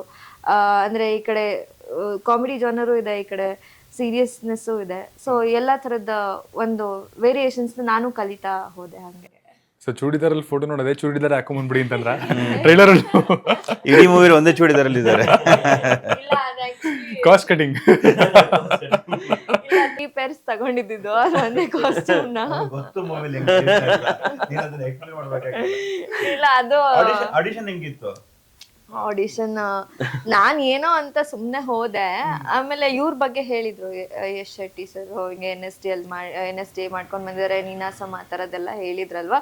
ಸೊ ಹೆಂಗಿರುತ್ತೋ ಏನೋ ಅಂತ ನಾನು ಚೂಡಿದಾರಲ್ಲೇ ಹೋದೆ. ನಮ್ ಡೈರೆಕ್ಟ್ರು ತುಂಬಾ ಪರ್ಟಿಕ್ಯುಲರ್, ಅಂದ್ರೆ ಫುಲ್ ಪಕ್ಕಾ ಪ್ಲಾನ್ ಮಾಡ್ಕೊಂಡೆ ಎಲ್ಲ ಇದು ಮಾಡೋದವ್ರು. ಸೊ ಚೂಡಿದಾರಲ್ಲೇ ಬರ್ಬೇಕು ಅಂತಾನು ಹೇಳಿದ್ರು. ಸೊ ನಾನು ಚೂಡಿದಾರಲ್ಲೇ ಹೋಗಿದ್ದೆ. ಆಮೇಲೆ ಒಂದ್ ಸೀನ್ ಅಂತ ಹೇಳಿದ್ರು, ಈ ತರ ಅವ್ರೇನೋ ಒಂದ್ ಅವ್ರು ಮಾಡ್ತಾರೆ ಅಂತ ಅಂದ್ಬಿಟ್ಟು ಬಿಟ್ಬಿಟ್ರು. ಇವ್ರು ಸ್ಟಾರ್ಟಿಂಗ್ ಆರಾಮಾಗಿ ಆಕ್ಟ್ ಮಾಡ್ತಿದ್ದವ್ರು ಹೀರೋ ಅಂತ ಹೇಳಿ ಟಾಸ್ಕ್ ಕೊಟ್ರು ಡೈರೆಕ್ಟ್. ಏನಂದ್ರೆ ಇವ್ರು ಹೆದರ್ಬೇಕಂದ್ರೆ ಈ ಮೂವಿ ಇರೋದು ಹಂಗೆ, ಈ ಕ್ಯಾರೆಕ್ಟರ್ ಮೇಲೆ ತುಂಬಾ ಡಿಪೆಂಡ್ ಆಗಿರೋದ್ರಿಂದ ಇವ್ರಿಗೊಂದು ಹೆದರುವಂತ ಸನ್ನಿವೇಶ. ಅವ್ರು ಕೆಳಗಡೆ ಕೂತಿರ್ತಾರೆ, ನಾನ್ ಬಂದ್ಬಿಟ್ಟು ಗದರಿಸ್ತೀನಿ, ಹಂಗೆ ಇಂಪ್ರೂವೈಸ್ ಮಾಡಿ ಅಂತ ಅವ್ರು ಹೇಳ್ಬಿಟ್ರು. ಆಸ್ ಅನ್ ಆಕ್ಟರ್ ಆಗ್ಬಿಟ್ಟೇನು ಅವ್ರು ಕಟ್ ಹೇಳೋ ತನಕ ನಾ ಮಾಡ್ಲೇಬೇಕು ತಾನೆ. ಅವ್ರ ಆಕ್ಷನ್ ಹೇಳಿದ್ರು, ನಾ ಶುರು ಮಾಡಿದೆ. ಆಯ್ತು, ನಡೀತು. ಇವ್ರು ಹೆದರ್ಕೋತಿದ್ರೆ ನಾನೇನ್ ಮಾಡಿದೆ, ಹೋಗ್ಬಿಟ್ಟು ಕಾಲ್ ಪಟ್ ಅಂತ ಹಿಡ್ದೆ. ಕಟ್ ಯಾರು ಹೇಳ್ಬೇಕೀಗ? ಡೈರೆಕ್ಟರ್ ತಾನೆ. ಸಾಕ್ ಸಾಕ್ ಅಂತ ನಂಗೆ ಫಸ್ಟ್ ಟೈಮ್ ನನ್ ಮೇಲೆ ನಂಗೆ ಅಸಹ್ಯ ಫೀಲ್ ಆಗಿದ್ದು. ಇಷ್ಟು ಮೂವಿ ಮಾಡಿದ್ದೀನಿ, ರೇಪ್ ಸೀನ್ ಇರ್ಬೋದು, ಯಾರನ್ನೇ ಎಳೆಯೋದು ಎಲ್ಲ ಮಾಡಿದ್ದೀನಿ, ಯಾರು ಈ ತರ ಮಾಡಿಲ್ಲ. ಫಸ್ಟ್ ಟೈಮ್ ಅನ್ಸ್ಬಿಡ್ತು ನಾ ಎಂತ ಕೆಟ್ಟ ಕೆಲಸ ಮಾಡಿದೆ ಅಂತ ಹೇಳ್ಬಿಟ್ಟು. ಇವ್ರ ಹೀರೋ ಅಂತ ಹೇಳಿದ್ರ ನನ್ಗೆ. ಸೊ ಇವ್ರೇನ್ ಸಡನ್ ಆಗಿ ಹಿಂಗೆ ಅಂದ್ರೆ ನಾನು ಅವಾಗ ಹೊಸಬ್ಳು, ನಾನು ಈಗ ಅಟ್ಲೀಸ್ಟ್ ಸೀರಿಯಲ್ ಮಾಡ್ತಿರೋದು ಒಂದಷ್ಟು ಗೊತ್ತಾಗುತ್ತೆ. ಬಟ್ ಅವಾಗ ಏನು ಗೊತ್ತಿಲ್ಲ, I have zero knowledge about acting. ಇವ್ರು ಹಿಂಗೆಲ್ಲ ಇದ್ ಮಾಡ್ದಂಗ ಹೀರೋ ಯಾಕೆ ವಿಲನ್ ತರ ಆಡ್ತಿದ್ದಾರೆ ಅಂತ ಈ ತರ ಆಡ್ತಾ ಇದಾರೆ. ಹೆಂಗಿತ್ತು ಫಸ್ಟ್ ಜಡ್ಜ್ಮೆಂಟ್ ಅಲ್ಲಿ ಥಾಟ್ ಅವ್ರನ್ನ ಅವತ್ತು ಆಡಿಷನ್ ಅಲ್ಲಿ ನೋಡಿದಕ್ಕೂ ಈಗ ಸಿನಿಮಾ ಎಲ್ಲ ಮುಗಿದ್ಮೇಲೆ? ಫಸ್ಟ್ ಟೈಮ್ ನನ್ ಫುಲ್ಲು ಆಲ್ರೆಡಿ ನೋನ್ ಆರ್ಟಿಸ್ಟ್ ಆ ಥರದ್ದೆಲ್ಲ ಒಂದು ಏನಿಲ್ಲ, ಸಿಕ್ಕಾಪಟ್ಟೆ ಆಟಿಟ್ಯೂಡು, ಸಿಕ್ಕಾಪಟ್ಟೆ ಹೈ ಲೆವೆಲ್ ಇದು ಅಂತೆಲ್ಲ ಬಂದವ್ರೆ ನೋಡಿ. ಹಂಗೇನೆ ನಾನು ಜಾಸ್ತಿ ಮಾತಾಡಲ್ಲ. ಇವ್ರು ಮಾತಾಡ್ತಿರ್ಲಿಲ್ಲ. ಅಂದ್ರೆ ಇವ್ರ ಸ್ವಭಾವ ಆಫ್ ಸ್ಕ್ರೀನು ಹಂಗೇನೆ, ಸ್ವಲ್ಪ ಜಾಸ್ತಿ ಮಾತಾಡಲ್ಲ. ಮಾತಾಡ್ಸ್ತಾ ಅವ್ರು ಮಾತಾಡ್ತಾರೆ. ಸೊ ನಾನು ಇವ್ರು ಮಾತಾಡಲ್ಲ ಏನಿಲ್ಲ. ಆಮೇಲೆ ಶೂಟಲ್ಲೂ ಅಷ್ಟೇ, ಅವರು ಊಟ ಬಂತ ಅನ್ಕೊಂಡು ಹೋಗ್ಬಿಡೋರು. ಇಲ್ಲ ಸೀನ್ ಕಟ್ ಅಂದಿದ ತಕ್ಷಣ ಹೌದಾ ಅನ್ಕೊಂಡು ಸುಮ್ಮನೆ ಹೋಗ್ಬಿಡೋರು. ಏನೊಂದ್ ಕನ್ಸರ್ನ್ ಇಲ್ಲ, ಏನೂ ಇಲ್ಲ. ಅಟ್ಲೀಸ್ಟ್ ಹೀರೋಯಿನ್ ಅಂತ ಇಲ್ಲ, ಆರ್ಟಿಸ್ಟ್ ಅಂತ ಬೇಡ, ಒಂದ್ ಹುಡುಗಿ ಅಂತ ಒಂದ್ ಕನ್ಸರ್ನ್ ಇರಲ್ವಲ್ಲ ಇವ್ರಿಗೆ. ಯಾರು ಬಸವ ಜೊತೆ ಇಡೀ ಕನ್ಸರ್ನ್ ಮಾಡಕ್ಕೆ ಇಡೀ ಊರೇ ಇತ್ತಲ್ಲಿ. ನಾನೇ ಸೆಟಲ್ ಒಂದೇ ಹುಡುಗಿ ಅಲ್ಲ, ಎಲ್ಲಾ ಫ್ಯಾನ್ಸ್ ಇವ್ರಿಗೆ, ಎಲ್ಲಾ ಫ್ಯಾನ್ಸ್ 14 ವರ್ಷದಿಂದ ಹಿಡಿದು ಎಲ್ರು. ಇವ್ರಿಗೆ ಎಲ್ಲ ಇದು ಅಂದ್ರೆ ಸರ್ವಿಸಸ್ ಎಲ್ಲ ಚೆನ್ನಾಗಿ ಸಿಗ್ತೈತಿ ಊರಲ್ಲಿ. ಅದೊಂದು ಅಡ್ವಾಂಟೇಜ್ ತರಾನೇ ಸಿಕ್ತು ನನ್ಗೆ. ಎಲ್ಲರೂ ಬಂದು ಕನ್ಸರ್ನ್ ತೋರ್ಸೋರು. ಊರಲ್ಲಿ ಈಗಲೂ ಇವ್ರದೇ ಬ್ಯಾನರ್ ಇರೋದಲ್ಲ ಈಗ. ಹೌದಾ? ಊರಿಗೆ ಇವರೇ ತ್ರಿಪುರ ಸುಂದರಿ ಇಲ್ಲಿ ಈಗ. ಇನ್ ಸಿನಿಮಾ ರಿಲೀಸ್ ಆದ್ರೆ ದುಡ್ಡು ಹಬ್ಬ ಮಾಡ್ತಾರಲ್ಲ. ಇವ್ರು ತಿರ್ಗು ನೋಡ್ತಿರ್ಲಿಲ್ಲ. ಹಿಂಗ್ ಕರ್ಕೊಂಡ್ ಹೋಗೋರು ಶಾರ್ಟ್ಗೆ, ನೀರೆಲ್ಲ ಇರ್ತಿತ್ತು, ಕಲ್ಲು ಗುಂಡಿ ಎಲ್ಲ ಇರ್ತಿತ್ತು, ಹಿಂಗ್ ಎಳ್ಕೊಂಡ್ ಹೋಗೋರು. ಕಟ್ಟದ ತಕ್ಷಣ ಅಲ್ಲೇ ಬಿಟ್ಟು ಬರ್ತಾ ಇರೋರು. ಯಾವ ಕಡೆ ಶಾರ್ಟ್ ಇರ್ತಿದ್ವು ಅಲ್ಲೇ ಲೈಟ್ ಆಫೀಸ್. ನನ್ನ ಕಟ್ ಮಾಡಬೇಡ ನೀನು, ಆರಾಮಾಗಿ ಮಾತಾಡು, ಬಿಡಿ ಶೆಟ್ರ. ಸೊ ಹಂಗಾಗ್ತಿತ್ತು. ಆಮೇಲೆ ಹೋಗ್ತಾ ಒಂದ್ 2-3 ದಿನ. ಮತ್ತೆ ನನ್ಗೆ ಇನ್ನೊಂದೇನಂದ್ರೆ ನಾನ್ ಸ್ವಲ್ಪ ಟೊಕ್ಯಾಟಿವ್. ನಾನ್ ಮಾತಾಡ್ತಾ ಇರ್ಬೇಕು, ಮ್ಯೂಸಿಕ್ ಕೇಳ್ತಿರ್ಬೇಕು ಆ ತರ. ಬಟ್ ಅಂದ್ರೆ ಸುಳ್ಯದಿಂದ ನಾವು ಹೋಗ್ತಿದ್ದು ಮಡ್ಪಾಡಿಗೆ ಹೋಗ್ಬೇಕಂದ್ರೆ ನಮ್ಗೆ 1 hour ಬೆಳಗ್ಗೆ 5 o'clock ಎದ್ದು ರೆಡಿ ಆದ್ರೆ 1 hour ಜರ್ನಿ ಇವ್ರ ಜೊತೆನೆ ಇರ್ತಿತ್ತಲ್ವಾ. ಇವ್ರ ಜೊತೆ ಕಾರಲ್ಲಿ ಹೋಗೋದು. ಇವ್ರು ಮಾತೇ ಆಡಲ್ಲ, ಸುಮ್ಮನ್ ಕೂತಿರೋದು. ಆಮೇಲೆ ಮಾಡ್ತಾ ಯಾರದ್ದು ಮಾತಾಡ್ತಾರ, ಅವ್ರ ಎನರ್ಜಿ ಸೇವ್ ಮಾಡ್ಕೊಡೋರು ಆ ತರ ಪರ್ಫಾರ್ಮೆನ್ಸ್ ಮಾಡಕ್ಕೆ. ಇಲ್ಲ, ನಾನ್ ಅಟ್ಲೀಸ್ಟ್ ಮಾತಾಡ್ಸಿದ್ರು ಇವಳದಲ್ಲೇ ಎನರ್ಜಿ ಬೆಳಗ್ಗೆನೆ ಫಿನಿಶ್ ಮಾಡ್ಬಿಟ್ಟು ಸೆಟ್ ಬಂದ್ ಮಳಗೋ ಅಲ್ಲೇ ಬಂಡೆ ಮೇಲೆ, ಆ ನೆಲದ ಮೇಲೆ ಎಲ್ಲ, ಅಂದ್ರೆ ಅಲ್ಲಿ ಮರ ಸಿಕ್ತದೆ ಮರಕ್ಕೆ. ಯಾಕಂದ್ರೆ ಎನರ್ಜಿ ಬೆಳಗ್ಗೆನೆ ಖಾಲಿ ಆಗಿರುತ್ತಲ್ವಾ, ಮಾತಾಡಿ ಇಲ್ಲ ಅಂತ ಹೇಳ್ಬೇಡ ಡೈರೆಕ್ಟ್ರ. ನಾ ಹೇಳಿ ತಪ್ಪಿದ್ಯಾ?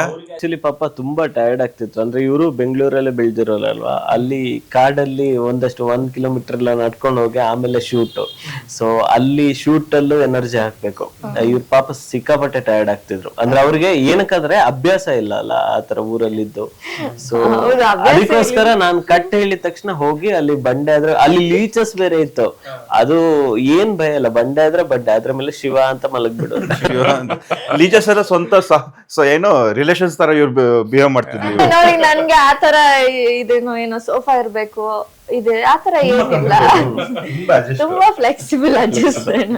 ಎಲ್ಲಿ ಮಲ್ಗಿದ್ರು ಯಾವ ಆಕಾರಕ್ಕೆ ಬೇಕಾದ್ರೂ ಮಲ್ಗಬಹುದು. ಯಾಕೆ ಆಕಾರಕ್ಕಾದ್ರೂ ಅಡ್ಜಸ್ಟ್ ಆಗ್ತೀನಿ ಅಂತ. ಅಂದ್ರೆ ಎಲ್ಲ ಎಷ್ಟು ದಿನ ಶೂಟ್ ಇತ್ತು ಅಷ್ಟು ದಿನನೂ ನೀನೇ ಇರ್ಬೇಕು ಅಂತ ಹೇಳಿದ್ರು. ಇವನ್ ದೋ ನನ್ ಸೀನ್ಸ್ ಇಲ್ಲ ಅಂದ್ರು ನಾನ್ ಹೋಗಲ್ಲಿರ್ಬೇಕು. ಸೊ ನಾನ್ ಸೀರಿಯಲ್ ಅಂದಾಗ ನಾನು ಎಂತ ಮಾಡ್ಲಿ ಅದಕ್ಕೆ.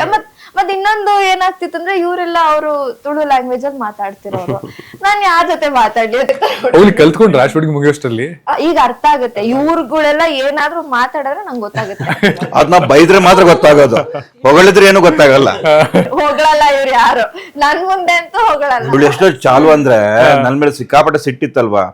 ಉಗ್ರ ಮಂಜು ನಂಗೊಂದು ಏನೋ ಒಂದು ಸೀನ್ ಇದೆ, ಹೊಡೆಯೋ ಸೀನ್ ಇದೆ ಸರಿನಾ, ಆ ಮರದ ದಿಮ್ ಮೇಲೆ ಹೊಡೆಯೋದು.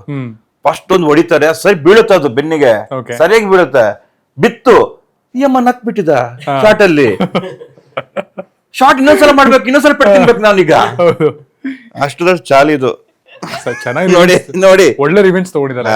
ರಿವೆಂಜ್ ತಗೊಳ್ಳೋದ್ರಲ್ಲಿ ನಂಬರ್ 1 ಯಾರು. ಆಕ್ಚುಲಿ ಈ ಸಿನಿಮಾಗೆ ಇವ್ರ ಕ್ಯಾರೆಕ್ಟರ್ ಚೆನ್ನಾಗಿ ಬರೋದು ತುಂಬಾ ಇಂಪಾರ್ಟೆಂಟ್ ಆಗಿತ್ತು. ಯಾಕಂದ್ರೆ ಇವ್ರದ್ದು ಕ್ಯಾರೆಕ್ಟರ್ ಇದೆಯಲ್ಲ, ನಾನು ಒಂದಷ್ಟು ಸ್ಟಡಿ ಮಾಡಿ ಬರ್ದಿರೋದು. ಅಂದ್ರೆ ನಮ್ ಊರಲ್ಲಿ ನಾನು ನೋಡಿರೋ ಹೆಣ್ಮಕ್ಳು, ಅಂದ್ರೆ ಈಗ ಇವಳ್ದು ಒಂದು ಅಂಗನವಾಡಿ ಟೀಚರ್ ಕ್ಯಾರೆಕ್ಟರು ಅಂದ್ರೆ ಪ್ಲಸ್ ಮನೆ ಹಿರಿಮಗಳು. ಅಂದ್ರೆ ಅವಳಿಗೆ 2 ತರ ಜವಾಬ್ದಾರಿ ಇರುತ್ತೆ. ಒಂದು ಮನೆಯಿಂದ ಫೈನಾನ್ಷಿಯಲ್ ಜವಾಬ್ದಾರಿನೂ ಇದೆ, ಇನ್ನೊಂದು ಜವಾಬ್ದಾರಿ ಏನಂದ್ರೆ ಈ ಸೊಸೈಟಿ ಇದೊಂದು ಜವಾಬ್ದಾರಿ ಇದೆ. ಅಂದ್ರೆ ಇನ್ ಕೇಸ್ ಇವಳ್ದೇನಾದ್ರು ಈಗ ಫಾರ್ ಎಕ್ಸಾಂಪಲ್ ಇವಳು ಒಂಚೂರು ಘನತೆಯಲ್ಲೇ ಇರ್ಬೇಕು, ಇಲ್ಲಾಂದ್ರೆ ಇವಳು ಸಿಸ್ಟರ್ಸ್ಗೂ ಎಫೆಕ್ಟ್ ಆಗುತ್ತೆ ಅದು ನಾಳೆ ಮತ್ತೆ, ಆ ತರ ಜವಾಬ್ದಾರಿ ಇರುವಂತ ಕ್ಯಾರೆಕ್ಟರ್. ಸೊ ಅಂತ ಒಂದಷ್ಟು ಕ್ಯಾರೆಕ್ಟರ್ನ ನಾನು ಊರಲ್ಲಿ ಒಂಚೂರು ನೋಡಿದ್ದೆ. ಅಂದ್ರೆ ಈ ಐಡಿಯಾ ಥಾಟ್ ಬಂದ ತಕ್ಷಣನೇ ನಾನು ಸ್ಟಡಿ ಮಾಡಕ್ ಸ್ಟಾರ್ಟ್ ಮಾಡಿದ್ದೆ. ಸೊ ಅವ್ರದ್ದೇನೆಲ್ಲ ಅಟ್ರಿಬ್ಯೂಟ್ಸ್ ಇದೆಯಲ್ಲ ಅದನ್ನು ಇವಳಿಗೆ ನಾನು ತುಂಬಾ ಮುಂಚೆಯಿಂದಾನೇ ಒಂಥರ ಇನ್ಪುಟ್ ಕೊಡಕ್ ಸ್ಟಾರ್ಟ್ ಮಾಡಿದ್ದೆ.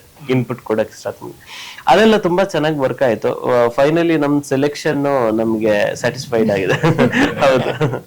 ಅಂಡ್ ನನ್ಗೆ ಟ್ರೈಲರ್ ನೋಡಿದ ತಕ್ಷಣ ಮೊದಲನೇ ನೋಟಕ್ಕೆ ಟ್ರೈಲರ್ ನೋಡಾದ್ಮೇಲೆ ಒಳ್ಳೆ ಟೆಂಪ್ಲೇಟ್ ಅಲ್ಲಿದೆ ಸಿನಿಮಾ. ಈ ತರ ಟೆಂಪ್ಲೇಟ್ ತುಂಬಾ ರಿಯೂಸ್ ಆಗಿಲ್ಲ, ತುಂಬಾ ಕಡಿಮೆ ಅದನ್ನ ಮುಟ್ಟಿರೋದು ಅಂತ ಅನಿಸ್ತು. ಅಟ್ ದ ಸೇಮ್ ಟೈಮ್ ನಿಮ್ಗೆ ಸುಮಾರು ಜನ ಹೇಳಿರ್ಬೋದು ಅನ್ಸುತ್ತೆ, ಸ್ವಲ್ಪ ಎಲ್ಲೋ ಇಷ್ಕ್ ತರ ಕಾಣುತ್ತೆ, ಮಲಯಾಳಂನ ಇಷ್ಕ್ ಕೂಡ ನೆನಪಿಸುತ್ತೆ ಅಂತ. ಇದ್ರ ಬಗ್ಗೆ ನಿಮ್ಮ ಒಪಿನಿಯನ್ ಏನು? ಇಲ್ಲ, ಆಕ್ಚುಲಿ ಇಷ್ಕ್ಗೂ ಇದಕ್ಕೂ ಏನು ಸಂಬಂಧ ಇಲ್ಲ. ಇಷ್ಕ್ ಬಂದ್ಬಿಟ್ಟು ಹೇಗೆ ಹೋಗುತ್ತೆ ಅಂದ್ರೆ, ಇಷ್ಕ್ ಬಂದ್ಬಿಟ್ಟು ಕೈಂಡ್ ಆಫ್ ಮೋರಲ್ ಪೊಲೀಸಿಂಗ್ ಮೇಲೆ ಡಿಪೆಂಡ್ ಆಗಿದೆ. ಇಲ್ಲಿ ಮೋರಲ್ ಪೊಲೀಸಿಂಗ್ ಅಂತ ಇಲ್ಲ, ಇದು ಹಳ್ಳಿಯವರದ್ದು ಮುಗ್ಧ ಕುತೂಹಲ. ನಮ್ಮ ಹಳ್ಳಿ ಕಡೆ ಈ ತರ ಹುಡುಗಿ ಸಿಕ್ಕಾಕೊಂಡ್ರೆ ಅಲ್ಲಿ ಜನ ಸೇರೋದು ಫಸ್ಟ್ ಅವ್ರಿಗೊಂದು ಕುತೂಹಲ ಇರುತ್ತೆ. ಏನು, ಯಾರ್ ಹುಡುಗಿ, ಎಲ್ಲಿ ಅವಳು ಹುಡುಗಿ, ಹುಡುಗ ಎಲ್ಲಿ ಅವನು, ಅಂದ್ರೆ ಆ ಕುತೂಹಲ ಇದೆಯಲ್ಲ ಅದ್ರಲ್ಲಿ ಒಂದು ಇನ್ನೋಸೆನ್ಸ್ ಇದೆ, ಅದ್ರಲ್ಲೇ ಅವ್ರು ಬರ್ತಾರೆ. ಆಮೇಲೆ ಅವ್ರದ್ದು ರಿಯಾಕ್ಷನ್ ಅಲ್ಲೆಲ್ಲ ಅದು ಇಷ್ಕ್ ಬಂದ್ಬಿಟ್ಟು ಸಿಟಿ ಕಾನ್ಸೆಪ್ಟ್. ಸಿಟಿಯಲ್ಲಿ ಅದು ಮೋರಲ್ ಪೊಲೀಸಿಂಗ್, ಅದು ಒಂಥರ ಬೇರೆ ತರ ಹೋಗುತ್ತದು. ಸೊ ನಮ್ಮಲ್ಲಿ ಆ ತರ ಏನಿಲ್ಲ. ಆಕ್ಚುಲಿ ನಂಗೆ ನೀವು ಈಗ ಫಾರ್ ಎಕ್ಸಾಂಪಲ್ ಒಂದು ಇನ್ಸ್ಪಿರೇಷನ್ ಅಂತ ಕೇಳೋದಾದ್ರೆ, ಆಕ್ಚುಲಿ ನಂದ ಎಲ್ಲಾ writing maybe biggest inspiration Poornachandra Tejaswi sir, ಅಂದ್ರೆ ರೈಟರ್ ಇದಾರಲ್ಲ ಅವ್ರು ನೋಡಿ, ಅವ್ರದ್ದು ಪ್ರತಿಯೊಂದು ರೈಟಿಂಗ್ ನೋಡಿ, ಅವ್ರು ನೋಡಿರೋ ಸಮಾಜ ಪರಿಸರ ಅದನ್ನ ಅವರು ಸುಮ್ನೆ ಮಜವಾಗಿ ಬರೀತಾರೆ, ತುಂಬಾ ಚೆನ್ನಾಗಿ ಬರೀತಾರೆ. ನಂದು ಬಿಗ್ಗೆಸ್ಟ್ ಇನ್ಸ್ಪಿರೇಷನ್ ಅವರೇ. ಸೊ ಮೇ ಬಿ ಇದ್ರಲ್ಲಿ ಅವ್ರದ್ದೇನು ಅಂದ್ರೆ ಅವ್ರದ್ದು ಕೃತಿ ಏನು ನಾನು ಬಳಸ್ಕೊಂಡಿಲ್ಲ, ಬಟ್ ನರೇಟಿವ್ ಸ್ಟೈಲ್ ಇದೆಯಲ್ಲ, ಸೊ ಅವ್ರದ್ದು ನರೇಟಿವ್ ಸ್ಟೈಲ್ ನಾನು ಬಳಸ್ಕೊಂಡಿದ್ದೀನಿ. ಹೌದು ಹೌದು ಹೌದು. ಇದ್ರಲ್ಲಿ ಆಕ್ಚುಲಿ ಈ ಸಿನಿಮಾದಲ್ಲಿ nature is a main hero actually. ಅಂದ್ರೆ ನಿಮ್ಗೆ ಇಡೀ ಸಿನಿಮಾ ನೋಡಿದಾಗ ಗೊತ್ತಾಗುತ್ತೆ ನೇಚರ್ ಹೀರೋ. ಸೊ ಅವರು ಹೇಳ್ತಾರೆ, ತೇಜಸ್ವಿ ಒಂದ್ ಕಡೆ ಹೇಳ್ತಾರೆ, ನೇಚರ್ಗೆ ನಾವೇನ್ ಇಮ್ಯಾಜಿನ್ ಮಾಡ್ತೀವಲ್ಲ ಅದಕ್ಕಿಂತ ಜಾಸ್ತಿ ಶಕ್ತಿ ಇದೆ. ನೇಚರು ತನಗೇನ್ ಬೇಕೋ ಅದನ್ನ ಉಳಿಸ್ಕೊಳ್ಳೋ ಶಕ್ತಿ ಇದೆ, ಏನ್ ಬೇಕೋ ಅದನ್ನ ನಾಶ ಮಾಡೋ ಶಕ್ತಿ ಇದೆ ಅಂತ ಅವರು ಬರೀತಾರೆ. ಸೊ ಹಾಗೇನೆ ಇದು ಮೂವಿ ನೋಡಿದ್ರೆ ಗೊತ್ತಾಗುತ್ತೆ, ನೇಚರ್ ಇಸ್ ಅಲ್ಟಿಮೇಟ್ ಅನ್ನೋದೇ ಈ ಮೂವಿ ಸಾರಾಂಶ. ಹಾಗೆ ಸೊ ಇಷ್ಟಕ್ಕೂ ಇದಕ್ಕೂ ಏನ್ ಸಂಬಂಧ ಇಲ್ಲ. ಸರ್, ತುಂಬಾ ಜನಕ್ಕೆ ಗೊತ್ತಿಲ್ಲ, ನೀವು ಫಸ್ಟ್ ನೀನಾಸಂ ಮುಗಿಸಿ ಆಮೇಲೆ NST ಮುಗಿಸಿದಿರಾ, ಅಂಡ್ ಕಲಾಭ್ಯಾಸ ಇಷ್ಟೊಂದೆಲ್ಲ ಮಾಡಿಕೊಂಡು ಆನಂತರ ಇಂಡಸ್ಟ್ರಿಗೆ ಪ್ರಿಪೇರ್ ಆಗಿ ಬಂದವರು ಅಂತ. ಸೊ ಅಂದರೆ ಜನರಲಿ ಈ ಥರ ಒಂದು ಥಿಯೇಟ್ರ್ ಬ್ಯಾಕ್ಗ್ರೌಂಡು ಇಲ್ಲ NST ಎಲ್ಲ ಮುಗಿಸ್ಕೊಂಡು ಬಂದವರಿಗೆ ಇಂಡಸ್ಟ್ರಿನಲ್ಲಿ ಆಪರ್ಚುನಿಟಿ ಯಾವ ಥರ ಇದೆ ಒಂದು, ಅಟ್ ದ ಸೇಮ್ ಟೈಮ್ ಈ ಥರ ವರ್ಸಟೈಲ್ ಆಗಿ ಎಲ್ಲ ಪಾತ್ರಗಳನ್ನು ಮಾಡಬಲ್ಲಂತಹ ಒಬ್ಬ ನಟನಿಗೆ ಸ್ಟೀರಿಯೋಟೈಪು ಆಗೋ ಚಾನ್ಸಸ್ ಜಾಸ್ತಿ ಇರುತ್ತೆ. ಅದು ನೀವು ಹೆಂಗೆ ಫೇಸ್ ಮಾಡ್ತೀರಾ? ಸರ್, ಆಪರ್ಚುನಿಟೀಸ್ ಅಂತ ಹೇಳಿದ್ರೆ, ಈಗ ನಾವು ಕಾಲೇಜ್ ಟೈಮಲ್ಲಿ ನಾವು ಒಂದು ಟೀಮ್ ಕಟ್ಕೊಂಡು ನಾವು ಥಿಯೇಟರ್ ಮಾಡೋಕ್ಕೆ ಶುರು ಮಾಡಿದ್ವಿ, ಕಮರ್ಷಿಯಲ್ ಥಿಯೇಟರ್ ಅದೊಂಥರ. ಯಾಕಂದರೆ ಆಸೆನೇ ಜಾಸ್ತಿ ಇತ್ತು ಅಲ್ಲಿ. ಆನಂತರ ನೀನಾಸಂ ಇದೆ ಅಂತ ಗೊತ್ತಾಯ್ತು, ಅಲ್ಲಿಗೆ ಹೋದೆ. ಆ್ಯಕ್ಟಿಂಗ್ ಕೂಡ ಬೇರೆ ಒಂದು ವಿಷಯ, ಕಲಿಯುವಂಥ ವಿಷಯ ಅಂತ ಗೊತ್ತಾಯಿತು. ಒಂಥರ ಡೀಪ್ ಆಗಿ ಅದರಿಂದ ಹೋದ್ವಿ. ಅಲ್ಲಿ ಪಾಸ್ಔಟ್ ಆಗ್ತಿದ್ದಂಗೆ NST ಅಂತ ಒಂದಿದೆ, ಅದು 3 years ಅಂತ ಗೊತ್ತಾಯಿತು. ಅಲ್ಲಿ ನೌಜನ್ ಸಿದ್ದಿಕಿ, ಇರ್ಫಾನ್ ಖಾನ್ ಇವರೆಲ್ಲ ಕಲ್ತಿರೋದು ಅಲ್ಲಿ ಅಂತ ಗೊತ್ತಾಯಿತು. ಅಲ್ಲಿಗೆ ಫಾಲೋ ಮಾಡ್ಕೊಂಡು ಹೋದೆ. ಅಲ್ಲಿ ಹೋದಾಗಂತೂ ಆ್ಯಕ್ಟಿಂಗ್ನ ವಿಷಯದಲ್ಲಿ ಅದೊಂಥರ ಮಹಾಸಾಗರ ಅಂತ ಗೊತ್ತಾಯಿತು. ಓಕೆನಾ. ಅಲ್ಲಿಂದ ಮತ್ತೆ ಮುಂಬೈಲಿ ಆ್ಯಕ್ಟಿಂಗ್ ಟೀಚಿಂಗ್ ಮಾಡ್ತಿದ್ದೆ. ವಾಪಸ್ ಕರ್ನಾಟಕ ಬಂದಾಗ ಬ್ಯಾಂಗ್ಳೂರಲ್ಲಿ ಕೆಲಸ ಸಿಕ್ತು. ಆಪರ್ಚುನಿಟೀಸ್ ಹೆಂಗೆ ಬರುತ್ತೆ ಅಂದರೆ, ಒಂದು ಮೈನಾಗಿ ನನ್ನ ಪ್ರಕಾರ ಒಂದು ಬಿಹೇವಿಯರ್ ಇಸ್ ವೆರಿ ಇಂಪಾರ್ಟೆಂಟ್. ನಮ್ಮ ಆ್ಯಟಿಟ್ಯೂಡ್ ಅನ್ನೋದು ವೆರಿ ಇಂಪಾರ್ಟೆಂಟ್ ಆಗುತ್ತೆ. ಯಾಕಂದರೆ ನಾವೊಬ್ಬ ಅಸೋಸಿಯೇಟಿಗೆ ಅಲ್ಲಿರುವಂಥ ವರ್ಕರ್ಸ್ಗೆ ನಾವು ಹೆಂಗೆ ನಮ್ಮ ಬಿಹೇವಿಯರನ್ನು ತೋರಿಸ್ತೀವಿ ಅನ್ನೋದು ವೆರಿ ಇಂಪಾರ್ಟೆಂಟ್ ಆಗುತ್ತೆ. ನಮ್ಮ ಕಲಿಕೆ ಬೇರೆ, ನಮ್ಮ ಜ್ಞಾನ ಬೇರೆ, ನಮಗಿರೋ ಕ್ರಾಫ್ಟ್ ಬೇರೆ. ಯಾಕಂದರೆ ನಮ್ಮ ಬಿಹೇವಿಯರ್ ಇಷ್ಟ ಆಗಿಲ್ಲ, ನಮ್ಮ ಆ್ಯಟಿಟ್ಯೂಡ್ ಇಷ್ಟ ಆಗಿಲ್ಲ ಅಂದರೆ ನಮ್ಗೆ ಬೆಳೆಯೋಕ್ಕಾಗಲ್ಲ. ಯಾಕಂದರೆ ಅಲ್ಲಿ ಹೋಗಿ ಡಿಸ್ಕಷನ್, ಯಾವುದೊಂದು ಡಿಸ್ಕಷನಲ್ಲಿ ಮಾತು ಬರುತ್ತೆ, ಇಲ್ಲಪ್ಪ ಹಾಕೊಂಡ್ರೆ ಸಿಕ್ಕಾಪಟ್ಟೆ ಕಷ್ಟ ಆಗ್ಬಿಡುತ್ತೆ ಅಂತ. ಆ ಒಂದು ಮಾತು ನಿಮ್ಮ ಅಪರ್ಚುನಿಟಿನ ಕಿಲ್ ಮಾಡುತ್ತೆ. ಈಗ ನಾನು ಜ್ವಲಂತಮ್ ಅಂತ ಮೂವಿ, ಇವರು ಕೂಡ ಅದಕ್ಕೆ ಅಸಿಸ್ಟ್ ಆಗಿದ್ರು ಆ ಟೈಮಲ್ಲಿ. ನಾವೆಲ್ಲ ಅದೇ ಟೈಮಲ್ಲಿ ಮೀಟ್ ಆಗಿದ್ದು. ನಾನು ಆ ಮೂವಿ ಶೂಟ್ ಮಾಡಿ ಅದು ರಿಲೀಸ್ ಆಗೋಕ್ಕಿಂತ ಮುಂಚೆ 6 ಮೂವಿಯಲ್ಲಿ ನಾನು ಆ್ಯಕ್ಟಿಂಗ್ ಮಾಡಿದ್ದೆ. ಯಾಕೆ ನನ್ನ ಮೂವಿ ರಿಲೀಸೇ ಆಗಿರಲಿಲ್ಲ, ನಂಗೆ ಹೆಂಗೆ ಬಂತು ಚಾನ್ಸ್ ಅದು? ಅಂದರೆ ಸೊ ಅಲ್ಲಿ ಕೆಲಸ ಮಾಡಿದಂಥ ಒಬ್ಬ ಆರ್ಟ್ ಹುಡುಗ ಅಥವಾ ಅಸೋಸಿಯೇಟ್ಗಳಾಗಿರ್ಬೋದು, ಆ ಡೈರೆಕ್ಟರ್ ಆಗಿರ್ಬೋದು, ಇವ್ರು ಬೇರೆ ಯಾವುದೋ ಮೂವಿಗೆ ಹೋದಾಗ ಒಬ್ಬ ಆ್ಯಕ್ಟರ್ ಇದ್ದಾನೆ, ಆ್ಯಕ್ಟಿಂಗು ಚೆನ್ನಾಗಿದೆ, ಅಟಿಟ್ಯೂಡು ಚೆನ್ನಾಗಿದೆ, ಇವ್ರನ್ನ ಹಾಕೊಳ್ಳಿ ಅಂತ ಅಂದಾಗ ಆ ಕಾನ್ಫಿಡೆನ್ಸ್ ಬರುತ್ತೆ ಆ ಡೈರೆಕ್ಟ್ರಿಗೆ. ಸೊ ಈ ಥರ ಆಪರ್ಚುನಿಟಿ. ಸ್ಟೀರಿಯೋಟೈಪ್ ನಾನು ಹೆಂಗೆ ಹೇಳ್ತೀನಿ ಅಂತಂದರೆ, ನಾವು ಯಾವತ್ತು ಕ್ಯಾರೆಕ್ಟರ್ ಆರ್ಟಿಸ್ಟ್ ಆಗಿದ್ದಾಗ ನಮಗೆ ತುಂಬ ವರ್ಸಟೈಲ್ ಕ್ಯಾರೆಕ್ಟರ್ ಸಿಗ್ತಾ ಹೋಗುತ್ತೆ ನಮಗೆ. ಈಗ ಪ್ರಕಾಶ್ ರಾಜ್ ನಾನು ತುಂಬ ಇಷ್ಟಪಡ್ತೀನಿ, ಶರತ್ ಲೋಹಿತಾಶ್ವರನ್ ತುಂಬ ಇಷ್ಟಪಡ್ತೀನಿ, ಅಚ್ಯುತನನ್ನು ಇಷ್ಟಪಡ್ತೀನಿ, ಸುಚೇಂದ್ರ ಪ್ರಸಾದ್ ಅವ್ರನ್ನ ತುಂಬ ಇಷ್ಟಪಡ್ತೀನಿ, ಗೋಪಿ ಅಣ್ಣ ಆಗಿರ್ಬೋದು, ತುಂಬ ಜನ ಆರ್ಟಿಸ್ಟ್ ಇದ್ದಾರೆ. ಈಗ ಏನಾಗುತ್ತೆ, ಇವರು ಎವ್ರಿ ಮೂವಿಯಲ್ಲಿ ಒಂದು ತಂದೆನ, ಇನ್ನೊಂದ್ಸಲ ಮಾವ, ಇನ್ನೊಂದ್ಸಲ ಯಾವುದು ಭಿಕ್ಷುಕ, ಇನ್ನೊಂದ್ಸಲ ಯಾವುದು ರಾಜ, ಈ ಥರ ಎವ್ರಿ ಡೇ ಅವ್ರಿಗೆ ಬೇರೆ ಬೇರೆ ಬೇರೆ ಕ್ಯಾರೆಕ್ಟರ್ ಸಿಗ್ತಾ ಹೋಗುತ್ತೆ. ಹೀರೋ ಅನ್ನೋದೇನು ಗೊತ್ತಾ, ಎಲ್ಲ ಕಡೆಯಿಂದ ನೀವು ಒಳ್ಳೆ ಎಮೋಷನ್ನೇ ತೆಗಿಬೇಕು. ನೀವು ಹೀರೋ ಅಂದ್ರೆ ಒಳ್ಳೆಯವನು, ಅಲ್ವಾ, ಅದಕ್ಕೆ ಹೀರೋ ಅಂತ ಕೊಟ್ಟಿದ್ದು. ಅವನೇನು ಅದು ಹೋಗ್ತಾ ಹೋಗ್ತಾ ಹೋಗ್ತಾ ಹೋಗ್ತಾ ಏನಾಗ್ಬಿಡುತ್ತೆ, ಅದು ಹಂಗೆ ಕೂತ್ ಬಿಡೋ ಚಾನ್ಸಸ್ ಇರುತ್ತೆ. ಈಗ ಮೊದಲ ತರ ಇಲ್ಲ ಈಗ ಇಂಡಸ್ಟ್ರಿ. ಈಗ ಕ್ಯಾರೆಕ್ಟರ್ ಮೇಲೆ ಹೋಗ್ತಿದ್ದಾರೆ. ಹೀರೋ ಇದ್ರೂ ಕೂಡ ಅವನ ಕ್ಯಾರೆಕ್ಟರಿಸ್ಟಿಕ್ ಸ್ವಲ್ಪ ನೆಗೆಟಿವ್, ಸ್ವಲ್ಪ ಡಾರ್ಕ್ ಶೇಡ್, ಇದೆಲ್ಲ ಈಗ ಯೋಚನೆ ಮಾಡ್ತಿದ್ದಾರೆ. ಪುಷ್ಪ ಎಲ್ಲ ಚೇಂಜ್ ಆಗ್ತಿದೆ, ಸ್ವಲ್ಪ ಚೇಂಜ್ ಆಗ್ತಿದೆ. ಸೊ ನಾನು ಈಗ ಸ್ಟೀರಿಯೋಟೈಪ್ ಹಿಂದೆ ಸಿಕ್ಕಾಪಟ್ಟೆ ಕಷ್ಟ ಇತ್ತು ಆ ತರ ಆಗೋದು. ನಾನು ಅನ್ಕೋತೀನಿ ಈ ಟೈಮಲ್ಲಿ ಆ ತರ ಇಲ್ಲ. ಡೈರೆಕ್ಟರ್ಸ್ ಬೇರೆ ಬೇರೆ ತರ ಬರ್ತಿದ್ದಾರೆ, ಬೇರೆ ಬೇರೆ ತರ ಐಡಿಯಾಸ್ ಬರ್ತಾ ಇದೆ, ಹಾಗಾಗಿ ಏನು ತೊಂದರೆ ಇಲ್ಲ ಅಂತ ಅನ್ಸುತ್ತೆ ನನಗೆ. ಅಂಡ್ ಪ್ರಿಪೇರ್ ಆಗಿ ಬಂದಿದ್ದು ಅಂದ್ರೆ NSD ಅಥವಾ ಟೀಚಿಂಗು ಅಥವಾ ನೀನಾಸಮ್ಮು ಪ್ರಸ್ತುತವಾಗಿ ಎಷ್ಟು ಉಪಯೋಗಕ್ಕೆ ಬಂದಿದೆ. ಅಂಡ್ ಇವತ್ತಿನ ದಿನ it is very easy. Probably back then ಅವತ್ತಿನ ದಿನ ಕಷ್ಟ ಆಯಿತು ಅಂತ ಅನ್ಸುತ್ತೆ ಇಂಡಸ್ಟ್ರಿಗೆ ಎಂಟರ್ ಆಗೋದು. ಇವತ್ತಿನ ದಿನ ರೀಲ್ಸ್ ಯುಗ ಆಗಿದೆ. ಆ್ಯಂಡ್ ಇವತ್ತಿನ ದಿನ ಯಾವುದನ್ನು ಬೇಕಾದರೂ ಈಸಿಯಾಗಿ ಅಟ್ರಾಕ್ಟ್ ಮಾಡ್ಬೋದು ಆ್ಯಂಡ್ ಹೋಗಿ ಮಾಡ್ಬೋದು. ಆಪರ್ಚುನಿಟೀಸ್ ಅಷ್ಟೇ ಇದಾಗಿದೆ. ಅಟ್ ದ ಸೇಮ್ ಟೈಮ್ ಆಗಿನ ಕಾಲದಲ್ಲಿ ನೀವೇನಾದ್ರು ಮಾಡಬೇಕು ಅಂತಂದರೆ ಏನಾದ್ರು ಒಂದು ಈ ಥರದ್ದು ಒಂದು ಡ್ರಾಮಾಟಿಕ್ ಕೋರ್ಸ್ ಮಾಡ್ಕೊಂಡು ಬಂದಿರೋದಾಗಿರ್ಬೋದು, ಇಲ್ಲ ಅಂತಂದ್ರೆ ನಿಮ್ಮದೇ ಒಂದು ಪ್ರೊಫೈಲ್ ಇಟ್ಕೊಂಡು ಹೋಗ್ಬೇಕಿತ್ತು, ಈ ಥರದ್ದೆಲ್ಲ ಇತ್ತು. ಅದ್ರ ಬಗ್ಗೆ ಏನು ಹೇಳ್ತೀರಾ ಆ ಟ್ರಾನ್ಸಿಷನ್? ನಾನು ಈ ವಿಷಯಕ್ಕೆ ನಾನು ಹೆಂಗೆ ಹೇಳ್ತೀನಿ ಅಂತಂದರೆ, ಈಗ ಬೈ ಬರ್ತ್ ಟ್ಯಾಲೆಂಟ್ ಅಂತ ನಾವು ಹೇಳ್ತೀವಿ, ತುಂಬ ಜನರಿಗಿರುತ್ತೆ ಅದು. ಓಕೆನಾ. ಈಗ ತುಂಬ ಜನ ಏನು ಒಂದು ಥಿಯೇಟರ್ ಬ್ಯಾಕ್ಗ್ರೌಂಡ್ ಇಂದ ಬಂದು ಮಾಡಿ ಸಕ್ಸಸ್ ಆದವ್ರು ತುಂಬ ಜನ ಆದ್ರೆ, ಇನ್ನು ಕೆಲವರು ಹಂಗೆ ಬಂದವರು ಇದ್ದಾರೆ, ಅದೊಂದು ಗಾಡ್ ಗಿಫ್ಟ್. ಇನ್ನು ಕೆಲವೊಂದು ಏನಂದ್ರೆ ಕ್ರಾಫ್ಟ್ ಸ್ಕಿಲ್, ಆ ಸ್ಕಿಲ್ ರೆಡಿ ಆಗೋದೇ ಈ ತರ ಒಂದು ಆಕ್ಟಿಂಗ್ ಸ್ಕೂಲಲ್ಲಿ, ಥಿಯೇಟರ್ ಅಲ್ಲಿ ಅಥವಾ ಬೇರೆ ಬೇರೆ ಇನ್ಸ್ಟಿಟ್ಯೂಟ್ಗಳಲ್ಲಿ ಇದು ಕ್ರಿಯೇಟ್ ಆಗುತ್ತೆ. ಟ್ಯಾಲೆಂಟ್ ನಿಮ್ಗೆ ಯಾವತ್ತು ಬೇಕಾದ್ರೆ ಕೈ ಕೊಡ್ಬೋದು, ಆದರೆ ಕ್ರಾಫ್ಟ್ ಅನ್ನೋದು ನಿಮ್ಗೆ ಯಾವ್ದು ಕೈ ಕೊಡಲ್ಲ. ಯಾಕಂದ್ರೆ ನೀವು ಕಷ್ಟಪಟ್ಟು ಶ್ರಮ ಹಾಕಿ ಯೋಚನೆ ಮಾಡಿ ನಿಮ್ಮನ್ನ ನೀವು ಪ್ರಾಕ್ಟಿಕಲ್ ಆಗಿ ವರ್ಕ್ ಮಾಡಿ ನೀವು ಅದನ್ನ ರೆಡಿ ಮಾಡ್ಕೊಂಡಿದ್ದು. ಸೊ ನಂಗೆ ಅಳಕ್ ಬರಲ್ಲ, ಈಗ ಅಳಬೇಕು, ನಾನು ಏನ್ ಮಾಡಿದ್ರೆ ಅಳ್ಬಹುದು, ಕಣ್ಣನ್ನ ಚಿಕ್ಕ ಮಾಡಿದ್ರೆ ನಾನು ಈ ತರ ಮಾಡಿದೀನಿ ಅಂತ ಬಿಟ್ಟು ಕ್ರಾಫ್ಟ್ ನ ತಲೆಯಲ್ಲಿ ನೀವು ರೆಡಿ ಮಾಡ್ಕೊಂಡಿದ್ರ, ನಿಮ್ಗೆ ಎಲ್ಲದಕ್ಕೂ ಪ್ರತಿಯೊಂದು ಎಮೋಷನ್ ಕೂಡ ನಿಮ್ಗೆ ರೀಸನ್ಸ್ ಇದೆ.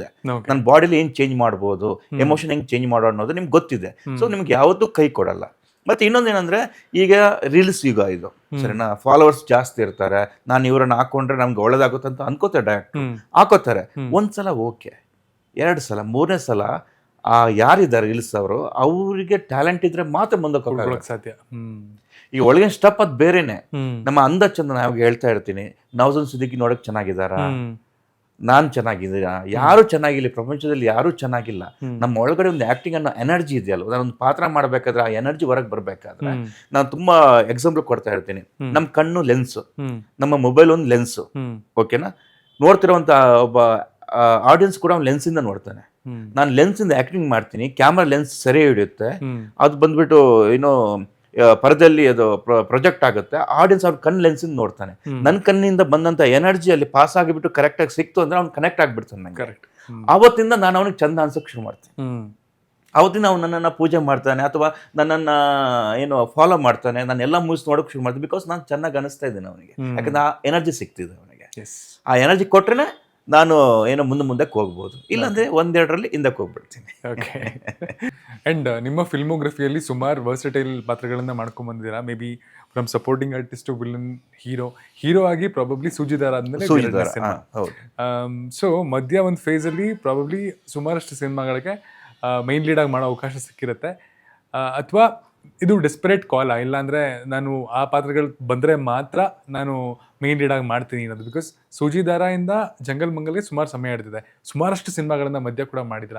ಮೇನ್ ಲೀಡಾಗಿ ಜಂಗಲ್ ಮಂಗಲ್ನ ಆರಿಸ್ಕೊಳ್ಳೋದಕ್ಕೆ ಈಗ ಏನಾಗುತ್ತೆ, ಈಗ ಸೂಜಿದಾರ ಮಾಡಿದಾಗ ಆ ಸ್ಕ್ರಿಪ್ಟ್ ಅಂದರೆ ಅದು ಕಮರ್ಷಿಯಲ್ ಹಿಟ್ ಆಗಿಲ್ಲ, ಬಟ್ ಕ್ರಿಟಿಕಲಿ ಎಲ್ರಿಗೂ ಇಷ್ಟ ಆಯ್ತು ನೋಡಿದವ್ರಿಗೆ. ಒಂದು ಒಳ್ಳೆ ಮೂವಿ ಮಾಡಿದ್ದೀರಾ, ಒಂದು ಕ್ಯಾರೆಕ್ಟರೈಸೇಷನ್ ಚೆನ್ನಾಗಿದೆ ಅಂತ ಬಿಟ್ಟು ಹೇಳಿದ್ರು. ಈಗ ಏನಾಗೈತೆ, ನನ್ನ ಮನಸ್ಸಿಗೆ ಒಪ್ಪಿಲ್ಲ ಅಂದರೆ ಆ ಮೂವಿ ಮಾಡಿದ್ರೆ ವೇಸ್ಟ್ ಆಗಿಬಿಡುತ್ತೆ. ಆ ಕ್ಯಾರೆಕ್ಟರ್ ನಂಗೆ ಸೂಟ್ ಆಗುತ್ತಾ. ಈಗ ನಂಗೆ ನೋಡಿ, ಒಂದು ಡಾರ್ಕ್ ಶೇಡ್, ಒಂದು ಸೈಕೋಪಾತ್ ಅಥವಾ ಒಬ್ಬ ಕಳ್ಳ ಆಗಿರ್ಬೋದು, ಅಥವಾ ಒಂದು ಡಾರ್ಕ್ ಶೇಡ್ ಅವರು ಅಂತ ಒಂದು ಕ್ಯಾರೆಕ್ಟರ್ ಮಾಡಿದ್ರೆ, ನೆಗೆಟಿವ್ ಮಾಡಿದ್ರೆ ನಾನು ಕರೆಕ್ಟಾಗಿ ಸೂಟ್ ಆಗಿಬಿಡ್ತೀನಿ. ನನ್ನ ಕಣ್ಣು, ನನ್ನ ಮುಖಚಹರೆ, ನನ್ನ ಲುಕ್ಕು, ಇದಕ್ಕೆಲ್ಲ ಸೂಟ್ ಆಗಿಬಿಡ್ತೀನಿ. ಯಾರೋ ಇಬ್ಬರು ಹುಡುಗರು ಇಮಿಡಿಯೇಟ್ ಅನ್ನು ನೋಡಿ ಮರಳಾಗ್ತಾರೆ ಅಂತಂದ್ರೆ ನನಗೆ ನಂಬಕ್ಕಾಗಲ್ಲ. ಫಸ್ಟ್ ಆಫ್ ಆಲ್, ನನ್ನ 4 ದಿವಸ ನನ್ನ ಜೊತೆ ಕೂತ್ ಮಾತಾಡಿದ್ರೆ ನನ್ನ ಸ್ವಭಾವಕ್ಕೆ ಮರಳಾಗ್ಬೋದು. ನಾನು ಆ ಥರ ರೋಲ್ ಮಾಡಿದ್ರೆ ನನ್ನ ತಗೊಳಕ್ಕಾಗಲ್ಲ. ನನಗೆ ಆ ವಿಷಯದಲ್ಲಿ ವಿಶ್ವಾಸ ಇಲ್ಲ ಅಂದಮೇಲೆ ನಾನು ಅದು ಮೂವಿ ಮಾಡಕ್ಕೆ ಹೋದ್ರೆ ನಾನು ಎಷ್ಟೇ ಪ್ರಯತ್ನ ಪಟ್ಟರು ಮಾಡೋಕ್ಕಾಗಲ್ಲ. ಸ್ಟೋರಿ ಇಷ್ಟ ಆಯ್ತು, ಆ ಕ್ಯಾರೆಕ್ಟರ್ ಇಷ್ಟ ಆಯ್ತು ಅಂತಂದ್ರೆ ಸ್ಟೋರಿನೇ ಗೆದ್ದಂಗೆ ನಂಗೆ ಫಸ್ಟ್ ಆಫ್ ಆಲ್. ಆಮೇಲೆ ನಾನು ಏನೇ ಮಾಡಿದ್ರೆ ಪ್ಲಸ್ ಆಗ್ತಾ ಹೋಗುತ್ತೆ, ಇಲ್ಲ ಮೈನಸ್ ಇಂದ ನಾನು ಪ್ಲಸ್ ಮಾಡ್ಕೊಂಡ್ ಬರ್ಬೇಕು, ತುಂಬಾ ಕಷ್ಟ ಆಗ್ಬಿಡುತ್ತೆ. ಹಾಗಾಗಿ ನಂಗೆ ಜಂಗಲ್ ಮಂಗಲ್ ಕ್ಯಾರೆಕ್ಟರ್ ನಂಗೆ ತುಂಬಾ ಇಷ್ಟ ಆಯ್ತು. ಈಗ ನೋಡಿ, ಈಗ ಮೂವಿ ಇರೋದೇ ಈ ಕ್ಯಾರೆಕ್ಟರ್ ಮೇಲೆ. ಈಗ ಹುಡುಗ ಇದೀನಂತ ಬಿಟ್ಟು ಹೀರೋ ಅಂತ ಕರಿತೀವಿ ನಾವು ಅವನನ್ನ, ಆತರ ಹೀರೋ ನಾನು. ಈಗ ಅಲ್ಲಿ ಇವಳು ಮಾವ, ಇವಳ ಅಪ್ಪ, ಇವಳು ತಾಯಿ ಎಲ್ಲ ಇದ್ರೆ, ಎಲ್ಲ ಸಂಸಾರದ ಮೂವಿ, ಇವಳು ಸಂಸಾರ ಮೂವಿ. ನನ್ನ ಸಂಸಾರ ನಾನು ಒಬ್ನೇ ಬರೋದು ಈ ಮೂವಿಗೆ, ಸರಿನಾ? ಅದು ನಂಗೆ ಹೀರೋ ಅಂತ ಕರೀತಾರೆ. ಆದ್ರೆ ಈ ಕ್ಯಾರೆಕ್ಟರ್ಸ್ ಒಂದು ಸಪೋರ್ಟಿವ್ ಕ್ಯಾರೆಕ್ಟರ್ ಆಗಿ ನಿಂತಿದೆ ಈ ಕ್ಯಾರೆಕ್ಟರ್, ಆ ತರ ಹೋಗುತ್ತೆ. ಹೀರೋ ಅಂದ್ರೆ ನಾನು ಆ ತರ ಒಂದು ನಂದು ಪರ್ಫಾರ್ಮೆನ್ಸ್ ಅಂತ ಹೇಳ್ತಿಲ್ಲ. ಇಲ್ಲಿ ಮೈನ್ ಆಗಿರೋದು ಈ ಕ್ಯಾರೆಕ್ಟರ್, ದಿವ್ಯ ಅನ್ನೋ ಕ್ಯಾರೆಕ್ಟರ್ ಏನಿದೆ ಅದ್ರದ್ದು ಮೈನ್ ಆಗಿರೋದು. ಅದಕ್ಕೆಲ್ಲ ಸಪೋರ್ಟಿಂಗ್ ರೋಲ್ ನಾನು, ಉಗ್ರ ಮಂಜು ಅವರು, ಚಂದ್ರ ಸುಳ್ಳಾಲ್ ಅವರು, ಆಮೇಲೆ ಬಾಲರಾಜ್ ವಾಡಿ ಅವರು, ಇನ್ನು ತುಂಬಾ ಅಲ್ಲಿದು ಸ್ಥಳೀಯ ಆಕ್ಟರ್ಸ್ ಎಲ್ಲ ಈ ಕ್ಯಾರೆಕ್ಟರ್ ಸಾಥ್ ಕೊಡುತ್ತೆ. ಅದು ಬೇರೆ ಬೇರೆ ಆಯಾಮನ ತೆರ್ಕೊಂಡ್ಬಿಡುತ್ತೆ ಅದು. ಈಗ ನಾವು ಟ್ರೈಲರ್ ನೋಡ್ಬೇಕು, ನಾವು ಮಜವಾಗಿ ನೋಡ್ತಾ ಇದ್ದೀವಿ. ಮೂವಿ ಕಂಪ್ಲೀಟ್ ಆಗಿ ಒಂದು ಕ್ರೈಮ್ ಥ್ರಿಲ್ಲರ್ ಮಿಸ್ಟ್ರಿನ ಕ್ರಿಯೇಟ್ ಮಾಡುತ್ತೆ. ಒಂದು ಸರ್ಪ್ರೈಸ್ ಎಲಿಮೆಂಟ್ಸ್ ಇದೆ ಸಿಕ್ಕಾಪಟ್ಟೆ. ಅಲ್ಲಲ್ಲಿ ಒಂಥರ ಈ ನೇಚರ್ ಅಂದ್ರೆ ಏನು, ದೇವ್ರಂದ್ರೆ ಏನು, ಊರವ್ರ ನಂಬಿಕೆ, ಊರವ್ರ ದೇವ್ರ ಮೇಲೆ ಇರೋ ನಂಬಿಕೆ, ಇದೆಲ್ಲನೂ ಕಲೆಕ್ಟ್ ಮಾಡಿಕೊಂಡು ಆ ಮೂವಿ ಮುಂದಕ್ಕೆ ಹೋಗುತ್ತೆ. ಓಕೆ. ಆ್ಯಂಡ್ ನಾನು ಆಗಲೇ ಹೇಳಿದಾಗೆ ನಿಮ್ಮನ್ನ ಪ್ರಾಬಬ್ಲಿ 1 ವರ್ಷದಲ್ಲಿ 10ರಿಂದ 12 ಸಲ ನೋಡ್ತೀವಿ. ಸೊ ಇದ್ರ ಜೊತೆ ಇನ್ಯಾವ ಸಿನಿಮಾಗಳಲ್ಲಿ ಕಾಣಿಸ್ಕೊಳ್ತೀವಿ ಸರ್? ನೆಕ್ಸ್ಟ್ ನಾನು ತುಂಬಾ ಇಷ್ಟಪಟ್ಟು ಮಾಡಿದಂತ ಮೂವಿ, ಲಾಸ್ಟ್ 2 years ಇಂದ ನಾನು ಬೇರೆ ಯಾವ ಕನ್ನಡ ಮೂವಿನ ಮಾಡೋಕ್ಕಾಗಿಲ್ಲ. KD ರೆಟ್ರೋ ಲುಕ್ ಅಲ್ಲಿ ನಾನು ಅದರಲ್ಲಿ ಕಾಣಿಸ್ಕೊತಿದ್ದೀನಿ. ಸುಮಾರು ಕಾಲ್ ಶೀಟ್ ಕೊಟ್ಟಿದ್ದೀರಾ ಅದಕ್ಕೆ. ತುಂಬಾ ಚೆನ್ನಾಗಿದೆ, ತುಂಬಾ ಒಳ್ಳೆ ರೋಲ್ ಕೂಡ. ತುಂಬಾ ದಿಗ್ಗಜರು ಅದರಲ್ಲಿ ಇದ್ದಾರೆ. ಧ್ರುವ ಸರ್ ಆಗಿರ್ಬೋದು, ಸಂಜಯ್ ದತ್ ಅವರಾಗಿರ್ಬೋದು, ಶಿಲ್ಪಾ ಶೆಟ್ಟಿ ಅವರು, ರಮೇಶ್ ಅರವಿಂದ್ ಸರ್ ಆಗಿರ್ಬೋದು, ರವಿಚಂದ್ರನ್ ಸರ್ ಆಗಿರ್ಬೋದು, ಸುಚೇಂದ್ರ ಪ್ರಸಾದ್ ಅವರಾಗಿರ್ಬೋದು, ರವಿಶಂಕರ್, ತುಂಬಾ ಜನ ಆರ್ಟಿಸ್ಟ್ ಇದ್ದಾರೆ. ಇವರೆಲ್ಲರ ಕಾಂಬಿನೇಷನ್ ಇದೆ ನಂಗೆ, ಇವರೆಲ್ಲರ ಜೊತೆ ಕಾಂಬಿನೇಷನ್ ಇದೆ ನಂಗೆ ಅದು ತುಂಬಾ ಖುಷಿ. ಓಕೆ. ಫಸ್ಟ್ ಮೂವಿ ಎಲ್ರ ಜೊತೆನು, ಯಾರ ಜೊತೆ ಇಲ್ಲ ಅಂತಿಲ್ಲ. ಸೊ ಆ ತರದ ಒಂದು ಕ್ಯಾರೆಕ್ಟರ್. ಆಮೇಲೆ ದೊಡ್ಡ ಕ್ಯಾನ್ವಾಸ್ ಮೂವಿ, ದಿವಸಕ್ಕೆ ಒಂದು 10-12 ಕ್ಯಾರವನ್ ನಿಂತಿರೋದು, ಜನರೇಟರ್ ನಿಂತಿರೋದು, ಸುಮಾರು ಒಂದು 500-600 ಜನ ಏನೋ ಟೆಕ್ನಿಕಲ್ ಟೀಮ್ ಇರೋದು, ಡೈಲಿ ಒಂದು 800, 1000, 1200, 300 ಜನ ಜೂನಿಯರ್ಸ್ ಇರೋರು. ಆ ತರ ಮೂವಿ ನಾನು ಯಾವತ್ತೂ ಮಾಡಿರ್ಲಿಲ್ಲ, ಇದೇ ಫಸ್ಟ್ ಟೈಮ್ ಮಾಡಿದ್ದು. ಅಂದ್ರೆ ಫಸ್ಟ್ ಹಾಫ್ ಅಲ್ಲಿ ಒಂದು ಡ್ರೈ ಪೀರಿಯಡ್ ಇತ್ತಲ್ಲ, ಸೆಕೆಂಡ್ ಹಾಫ್ ಅಲ್ಲಿ ಒಂದು ದೊಡ್ಡ ಸಿನಿಮಾಗೆ ವೇಟ್ ಮಾಡ್ತಿದಾರಲ್ಲ, ಆ ತರದ್ ಒಂದು ಇದು ಸಿಗುತ್ತಾ ಅದರಿಂದ? ಖಂಡಿತ ಸರ್, ಖಂಡಿತ. ಯಾಕಂದ್ರೆ ಪ್ರೇಮ್ ಸರ್ನ ನಾನು ಅಬ್ಸರ್ವ್ ಮಾಡ್ದಂಗೆ ಈ ಮೂವಿಯಲ್ಲಿ ಪ್ರತಿಯೊಂದು ಸೀನ್ನ ಅವರು, ನಾನು ಈ ಸೀನ್ ಮಾಡ್ಬಿಟ್ಟು ಒಂದೊಂದು ಸೀನ 3 ದಿವಸ ತಗೋತಿದ್ರು ಅವರು. ಈ ಸೀನ್ ಮಾಡೋಗಿ ನೆಕ್ಸ್ಟ್ ವೀಕಲ್ಲಿ ಇನ್ನೊಂದು ಸೀನ್ ಬಂದಾಗ ಅಲ್ಲಿವರೆಗೆ ಆ ಸೀನ್ ಎಷ್ಟು ಚೆನ್ನಾಗಿತ್ತಂತ ತಲೆಯಲ್ಲಿ, ಎಷ್ಟು ಚೆನ್ನಾಗಿ ಸೀನ್ ಅಲ್ಲ ಅಂತ ಅಂದ್ಕೊಂಡ್ರೆ ನಾಡಿದ್ದು ಬರ್ಬೇಕಾದ್ರೆ ಅದಕ್ಕಿಂತ ಇದು ಸೀನ್ ಚೆನ್ನಾಗಿರೋದು. ಹೆಂಗ್ ಯೋಚನೆ ಮಾಡ್ತಾರಪ್ಪ ಇವರು. ಅದೇ ಸಂಜಯ್ ದತ್ ಇದ್ದಾರೆ, ಧ್ರುವ ಸರ್ ಇದ್ದಾರೆ, ಅವ್ರ ಕ್ಯಾನ್ವಾಸ್ ಅವ್ರ ಹೆಸರಲ್ಲಿ ಒಂದು ಕ್ಯಾನ್ವಾಸ್ ಇದೆ. ಆ ಕ್ಯಾನ್ವಾಸ್ ತಕ್ಕಂಗೆ ಅವ್ರ ಕ್ಯಾರೆಕ್ಟರ್ ಹೆಸರಿಟ್ಬಿಟ್ಟು ಅದನ್ನ ಎತ್ಬೇಕಲ್ಲ ಅದನ್ನ. ಸೊ ಆ ಯೋಚನೆ ಮಾಡೋದು ಈಗ ನೋಡಿ ನಾವು ಒಂದು ಮೂವಿ ಮಾಡ್ತಿದೀವಿ, ಅದು ಬೇರೆ ತರ. ಒಂದು ಕಮರ್ಷಿಯಲ್ ಮೂವಿ ಮಾಡೋ ಅದ್ರ ರೀತಿನೇ ಬೇರೆ ಇರುತ್ತೆ. ಯಾರು ಹೀರೋ ಇದ್ದಾರೆ, ಆ ಹೀರೋ ಇದೇನು ಅಂದ್ರೆ ಅವರದ್ದು ಫಾಲೋವರ್ಸ್ ಏನು, ಅವ್ರಿಗೆ ಯಾವ ತರ ಕ್ಯಾರೆಕ್ಟರ್ ಮಾಡ್ಬೇಕು, ಯಾವ ತರ ತೋರಿಸ್ಬೇಕು. ಒಂದು ಸಿಕ್ಕಾಪಟ್ಟೆ ಏನೋ ಆರ್ಟ್ ವರ್ಕ್ ಇರುತ್ತೆ, ದೊಡ್ಡ ದೊಡ್ಡ ಸೆಟ್ ಹಾಕಿರ್ತಾರೆ, ಅದಕ್ಕೆ ಅದನ್ನ ನಿಲ್ಸೋಕೆನೆ 1.5 ತಿಂಗಳು ಆಗಿರುತ್ತೆ. ಅದ್ರ ಮೇಲೆ ಪೈಂಟ್, ಆಮೇಲೆ ಆ ಬಸ್ಗಳು, ಆ ಕಾರು, ಆ ಟೈಮ್ ಇದು ರೆಟ್ರೋ ಅಂದಾಗ ಆ ಟೈಮ್ಗೆ ಹೋಗ್ಬೇಕಾಗತ್ತೆ. ಎಷ್ಟು ಕಷ್ಟ ಇರುತ್ತೆ ಅದನ್ನ ಎಲ್ಲರನ್ನು ಸೇರಿಸ್ಕೊಂಡು ಮಾಡೋದು. I am very blessed. ಅಂದರೆ ತುಂಬ ಚೆನ್ನಾಗಿದೆ, ಒಳ್ಳೆ ಕ್ಯಾರೆಕ್ಟರ್ ಕೊಟ್ಟಿದ್ದಾರೆ ಪ್ರೇಮ್ ಸರ್. ಮೊದಲು ಕನ್ನಡ ಮೂವಿ ಮಾಡ್ಬೇಕಂತಿದ್ದಾಗ ನಾನೇ ಇದ್ದೆ ಆ ಕ್ಯಾರೆಕ್ಟ್ರಿಗೆ. ಆಮೇಲೆ ಕರೆದು ಮೀಟಿಂಗು ಮಾಡಿ ಆಗಿತ್ತು. ಆಮೇಲೆ ಪ್ಯಾನ್ ಇಂಡಿಯಾ ಮೂವಿ ಅಂತ ಅಂದಾಗ ಅವರು ನನಗಿಂತ ಬೆಟರ್ ಕ್ಯಾರೆಕ್ಟರ್ಗೆ ಹೋಗ್ಲೇಬೇಕಾಗುತ್ತೆ, because of pan India movie. ಬೇರೆ ಕ್ಯಾರೆಕ್ಟರ್ಗೆ ಹೋಯ್ತದು, ಅಲ್ಲಲ್ಲಿ ಹೋಯ್ತು. ಅದ್ರ ಮೊದ್ಲಿಂದಲೂ ಕೂಡ ನಾನು ಅವ್ರ ತಲೆಯಲ್ಲಿ ಇದ್ದಿದ್ರಿಂದ ಪ್ರೇಮ್ ಸರ್ಗೆ ಅದು ಕೊನೆ ಮೊಮೆಂಟ್ ಅದು ನನಗೆ ಬಂತು. ಕೆಲವೊಂದ್ಸಲ ನಾವು ಹೇಳ್ತೀವಲ್ಲ, ಕೆಲವೊಂದ್ಸಲ ನಮ್ಮ ಪಾಲಿನ ಋಣ ನಾವು ತಿನ್ಬೇಕಂತಿದ್ರೆ ಅನ್ನನ ಅದು ನಮ್ಗೆ ಸಿಗುತ್ತೆ, ಅದು ಎಲ್ಲೋ ಹೋಗಲ್ಲ. ಆ ತರ ಕ್ಯಾರೆಕ್ಟರ್ ಅದು. ಅದನ್ನ ಬಿಟ್ಟು ಇನ್ಯಾವ ಸಿನಿಮಾಗಳು ಕಾಣಿಸ್ಕೊಳ್ತಾರೆ? ಆಮೇಲೆ ಈಗ ತೆಲುಗು ಮೂವಿ ನಡೀತಾ ಇದೆ, ಲೆನಿನ್ ಅಂತ ಹೇಳ್ಬಿಟ್ಟು, ನಾಗಾರ್ಜುನ ಅವರ 2ನೇ ಮಗ ಅಖಿಲ್ ಅವ್ರ ಜೊತೆ ನಡೀತಾ ಇದೆ. ಅದ್ ಬಿಟ್ಟು ಕನ್ನಡದಲ್ಲಿ ಸಿಕ್ಕಾಪಟ್ಟೆ ಮೂವೀಸ್ ನಡೀತಿದೆ. ಫಾರಿನ್ ಸ್ಕಾಚ್ ಆಗಿರ್ಬೋದು, ಕಾಲಂತಕ, ವಿರಾಟ ಪರ್ವ, ಆಮೇಲೆ ಹಿಕೋರ್ ಅಂತ, ಮತ್ತೆ ಈಗ ಇನ್ನು ಹೆಸರಿಟ್ಟಿಲ್ಲ, 2 ಮೂವಿ ನಡೀತಾ ಇದೆ. ಆಗಸ್ಟಲ್ಲಿ ಇನ್ನು ಕೂಡ ಕೆಲವೊಂದು ಮೂವಿ ಇನ್ನು ಸ್ಟಾರ್ಟ್ ಆಗ್ಬಿಡುತ್ತೆ. ಓಕೆ, ಇದು ನಿಮ್ಮ ಮೊದಲನೇ ಸಿನಿಮಾ. ಪ್ರಾಬಬ್ಲಿ ಅದೇ 10 ವರ್ಷದ ಹಿಂದೆ ನೀವುಗಳೆಲ್ಲ ಸಿನಿಮಾ ಮಾಡಬೇಕು ಅಂತ ಅನ್ಕೊಂಡಾಗ ಅವತ್ತಿನ ಸ್ಯಾಂಡಲ್ವುಡ್ನ ಸಿಚುವೇಶನ್ ಬೇರೆನೇ ಇತ್ತು. ಅವತ್ತಿನ ದಿನ ಸಿನಿಮಾ ಮಾಡೋದಕ್ಕೆ ಬೇರೆ ಚಾಲೆಂಜಸ್ ಇತ್ತು. ಇವತ್ತಿನ ದಿನ ಸಿನಿಮಾ ಮಾಡೋದಕ್ಕೆ ಬೇರೆ ಚಾಲೆಂಜಸ್ ಇದೆ. ಇವತ್ತು ಸಿನಿಮಾ ಮಾಡೋದಕ್ಕೆ ಚಾಲೆಂಜ್ ಅನ್ನೋದಕ್ಕಿಂತ ಸಿನಿಮಾ ರಿಲೀಸ್ ಮಾಡೋದು ದೊಡ್ಡ ಚಾಲೆಂಜು, ರೀಚ್ ಮಾಡೋದು ದೊಡ್ಡ ಚಾಲೆಂಜು. ಸೊ ಈ ಚಾಲೆಂಜನ್ನು ಅಕ್ಸೆಪ್ಟ್ ಮಾಡೋದಕ್ಕೆ ನಿಮ್ಮ ರೂಟ್ ಮ್ಯಾಪ್ ಏನು ಒಂದು? ಎರಡನೇದು, ಈಗ first 6 months of the year ಏನಾಗಿದೆ, ಒಂದು ಡ್ರೈ ಪೀರಿಯಡ್ ಆಗಿದೆ. ಪ್ರಾಬಬ್ಲಿ ಜನಗಳು ಥಿಯೇಟ್ರಿಗೆ ಬರೋದಕ್ಕೆ ಸ್ವಲ್ಪ ಟೈಮ್ ತೊಗೋತಿದ್ದಾರೆ. It is not so easy. So ಈಗ ಹೊಸ ನಿರ್ದೇಶಕನಾಗಿ ಒಂದು ಸಿನಿಮಾ ಚೆನ್ನಾಗಿದೆ ಅಂದರೆ ಅದನ್ನು ಉಳಿಸ್ಕೊಡೋದು ಕೂಡ ಅಷ್ಟೇ ಕಷ್ಟ ಆಗುತ್ತೆ ಥಿಯೇಟ್ರ್ಗಳಲ್ಲಿ. ಇಷ್ಟು ವಿಷಯಗಳ ಮೇಲೆ ನಿಮಗೆ ಪ್ರೆಷರ್ ಇದೆಯಾ ಅಥವಾ ವಾಟ್ ಇಸ್? ಆ್ಯಕ್ಚುಲಿ ಒಂದು ಕಡೆಯಿಂದ ಕಾನ್ಫಿಡೆನ್ಸು ಇದೆ. ಅಂದರೆ ನಮ್ಮ ಸಿನಿಮಾ ಚೆನ್ನಾಗಿದೆ. ಈಗ ನೀವು ಈಗ 10 years ಬ್ಯಾಕ್ ಹೇಳಿದ್ರಲ್ಲ, 10 years ಬ್ಯಾಕ್ ಪೀರಿಯಡ್ ತೊಗೊಂಡ್ರೆ ನಾವು ಸಿಂಪಲ್ ಆಗಿ ಒಂದು ಲವ್ ಸ್ಟೋರಿ, ಲೂಸಿಯಾ, ಆಮೇಲೆ ಒಂದು ಮೊಟ್ಟೆ ಕತೆ, ಈ ಥರ ಇವರೆಲ್ಲ ಆ ಟೈಮಲ್ಲಿ ನ್ಯೂ ಕಮರ್ಸ್ ಆಗಿ ಬಂದಿರೋದು. ಅವಾಗ ನಾನು ಒಬ್ಬ ಪ್ರೇಕ್ಷಕ. ಅವಾಗ ಅಂದರೆ ಇಂಡಸ್ಟ್ರಿಯಲ್ಲಿ ಕೆಲಸ ಮಾಡ್ತಿದ್ದೆ, ಬಟ್ ನಾನು ಒಂದಷ್ಟು ಪ್ರೇಕ್ಷಕರು ಇದ್ರಲ್ಲ ಅವಾಗ ಅವರು ಒಂದು ಯಾವುದಾದ್ರೂ ಒಂದು ಯಾವುದಾದ್ರೂ ಒಂದು ಚಿತ್ರದ ಮೇಲೆ ಆಸಕ್ತಿ ಹುಟ್ಟಿದ್ರೆ, ಹೇಗಿದ್ಯಪ್ಪ ನಾವು ನೋಡೇ ಬಿಡೋಣ, ಒಂದ್ಸಲ ನೋಡಿ ಏನು ಇಂಟ್ರೆಸ್ಟಿಂಗ್ ಇದೆ ನೋಡೋಣ ಅಂತ ಅಂದರೆ ಫಸ್ಟ್ ಡೇ ಬರೋವಂಥ ಒಂದಷ್ಟು ಆಡಿಯನ್ಸ್ ಇದ್ರು. ಸೊ ಆಮೇಲೆ ಮೇ ಬಿ ನಮ್ಮದು ತಪ್ಪಿರ್ಬೋದು, ಇಂಡಸ್ಟ್ರಿಯಿಂದ ಒಂದಷ್ಟು ಸಿನಿಮಾಗಳಲ್ಲಿ ನಾವು ಅವ್ರಿಗೆ ಡಿಸಪಾಯಿಂಟ್ ಮಾಡ್ತಾ ಬರ್ತಾ ಈ ಮೊದಲನೇ ದಿವಸ ಒಂದು ಆಸಕ್ತಿ ಇಟ್ಕೊಂಡು ಬಂದು ಚಿತ್ರಮಂದಿರಕ್ಕೆ ಬರುವಂಥ ಒಬ್ಬ ಆಡಿಯನ್ನ ನಾವು ಕಳ್ಕೊಂಡ್ಬಿಟ್ಟಿದ್ದೀವಿ. ಸೊ ಇವತ್ತು ಪ್ರಾಬ್ಲಮ್ ಏನಾಗ್ತಿದೆ ಅಂದರೆ, ಇವತ್ತು ಚೆನ್ನಾಗಿರೋ ಚಿತ್ರಗಳು, ಒಂದಷ್ಟು ಇಂಟ್ರೆಸ್ಟಿಂಗ್ ಆಗಿರೋ ಚಿತ್ರಗಳಿಗೂ ಏನಕ್ಕೆ ಬರ್ತಾ ಇಲ್ಲ ಅಂದರೆ, ಆ ಮೊದಲನೇ ದಿನ ಬಂದು ನೋಡಿ ಒಂದು 10 ಜನಕ್ಕೆ ಹೇಳುವಂಥ ಒಬ್ಬ ಪ್ರೇಕ್ಷಕ ಇದಾನಲ್ಲ, ಅವನನ್ನು ನಾವು ಕಳ್ಕೊಂಡಿದ್ದೀವಿ. ಸೊ ಆ ಪ್ರೇಕ್ಷಕರನ್ನ ಹೇಗೆ ತರೋದು ಅಂದರೆ, ಈಗ ಸಿನಿಮಾ ಚೆನ್ನಾಗಿದೆ ಅನ್ಕೊಳ್ಳಿ, ಬಟ್ ಯಾರೋ ಒಬ್ಬ ಫಸ್ಟ್ ಬಂದು ನೋಡಿ ವರ್ಡ್ ಆಫ್ ಮೌತ್ ಅಂತ ಒಂದು ಪದ ಯೂಸ್ ಮಾಡ್ತೀವಿ ನಾವು, ವರ್ಡ್ ಆಫ್ ಮೌತ್ ಅಂತ. ಸೊ ಆ ವರ್ಡ್ ಆಫ್ ಮೌತ್ ಕ್ರಿಯೇಟ್ ಆಗ್ಬೇಕಾದ್ರೆ ಫಸ್ಟ್ ಡೇ ಯಾರೋ ಒಬ್ಬ ಬಂದು ನೋಡ್ಬೇಕಲ್ಲ, ಆ ವ್ಯಕ್ತಿನೇ ಇಲ್ಲ ಅಂದ್ರೆ ವರ್ಡ್ ಆಫ್ ಮೌತ್ ಎಲ್ಲಿಂದ ಹುಟ್ಟುತ್ತೆ? ಸೊ ಆ ಆಡಿಯನ್ಸ್ನ ನಾವು ಮರಳಿ ಗಳಿಸ್ಕೊಳ್ಳೋದು ಹೇಗೆ ಅಂತ ಆ್ಯಕ್ಚುಲಿ ನಾವು ತುಂಬ ಪ್ಲ್ಯಾನ್ ಮಾಡಿದ್ವಿ, ಬಟ್ ನನಗೂ ಗೊತ್ತಿಲ್ಲ, ನಂಗೆ ಅದಕ್ಕೆ ಸೊಲ್ಯೂಷನ್ ಇಲ್ಲ. ಸೊ ನನ್ನ ಅನುಭವದ ಮೇರೆಗೆ ನಮ್ಮ ಸುನಿ ಸರ್ ಇದ್ದಾರೆ, ಅವರ ಅನುಭವದ ಮೇಲೆಗೆ ಒಂದಷ್ಟು ಡಿಸ್ಕಸ್ ಮಾಡಿ ಏನು ಮಾಡ್ಬೋದು ಅಂತ ನಾವು ಒಂದಷ್ಟು ವರ್ಕ್ ಮಾಡ್ತಾ ಇದ್ವಿ. ಬಟ್ ಅದಕ್ಕೆ ಈ ಮೂಮೆಂಟಲ್ಲಿ ಎಕ್ಸಾಕ್ಟ್ ಸೊಲ್ಯೂಷನ್ ಯಾರಿಗೂ ಇಲ್ಲ. ಈ ಮೂಮೆಂಟಲ್ಲಿ ನಾವೇನು ಮಾಡ್ಬೋದು, ನಮ್ದು ಎಷ್ಟು ಎಫರ್ಟ್ ಇದೆ ಅಷ್ಟು ಎಫರ್ಟ್ ಹಾಕಿ ಸಿನಿಮಾ ಮಾಡಿದ್ದೀವಿ. ಸೊ ರಿಲೀಸ್ ಟೈಮಲ್ಲೂ ನಮ್ಮ ಕಡೆಯಿಂದ ಏನಾಗುತ್ತೆ ಅದೇ ಮಾಡ್ಬೋದು. ಸೊ ಅದ್ರ ಸೊಲ್ಯೂಷನ್ ಅಂತ ಸದ್ಯಕ್ಕೆ ನನಗಿಲ್ಲ. ಬಟ್ ಆ ಒಬ್ಬ ಫಸ್ಟ್ ಡೇ ಬಂದು ಸಿನಿಮಾ ನೋಡೋನು, ಅಂದರೆ ಯಾವುದೋ ಒಂದು ಆಸಕ್ತಿಯಿಂದ ಫಸ್ಟ್ ಡೇ ಬಂದು ಸಿನಿಮಾ ನೋಡೋ ಪ್ರೇಕ್ಷಕ ನಮಗೆ ಮತ್ತೆ ಸಿಕ್ಕಿದ್ರೆ, ಅಲ್ಲಿಂದ ಹೊಸಬ್ರ ಸಿನಿಮಾಕ್ಕೆ ಮತ್ತೆ ಬಲ ಸಿಗುತ್ತೆ. ಅಂದರೆ ಸಿನಿಮಾ ಚೆನ್ನಾಗಿದ್ರೆ ಬಲ ಸಿಗುತ್ತೆ. ಅವನು 10 ಜನ ಕೇಳ್ತಾನೆ, ಅಲ್ಲಿಂದ ಫ್ಯಾಮಿಲಿ ಆಡಿಯನ್ಸು ಅವರು ಇವರು ಬರ್ತಾರೆ. ಪ್ರೆಷರ್ ಇದೆಯಾ ಅಂತ ಕೇಳಿದೆ. ಇಲ್ಲ, ಪ್ರೆಷರ್ ಇದ್ದೇ ಇದೆ ಸರ್. ಈಗ ನೋಡಿ 25 ಕಾಲ್ ಬಂದಿರುತ್ತೆ ಈಗ. ವರ್ಕ್ ಪ್ರೆಷರ್ ಅಂತ ಒಂದಿದೆ. ಆಮೇಲೆ ನನ್ನ ಸಿನಿಮಾನ ಜನ ಬಂದು ನೋಡಿದ್ರೆ ಅವ್ರಿಗೆ ಇಷ್ಟ ಆಗ್ಬೋದು ಅನ್ನೋ ಹೋಪ್ ಇದೆ. ಅಂದ್ರೆ ಆ ಟೈಪಲ್ಲಿ ಪ್ರೆಷರ್ ಏನಂತಾರೋ ಅಂತ ಪ್ರೆಷರ್ ಇಲ್ಲ, ಅವ್ರಿಗೆ ಇಷ್ಟ ಆಗ್ಬೋದು ಅಂತ ಒಂದು ಹೋಪ್ ಇದೆ.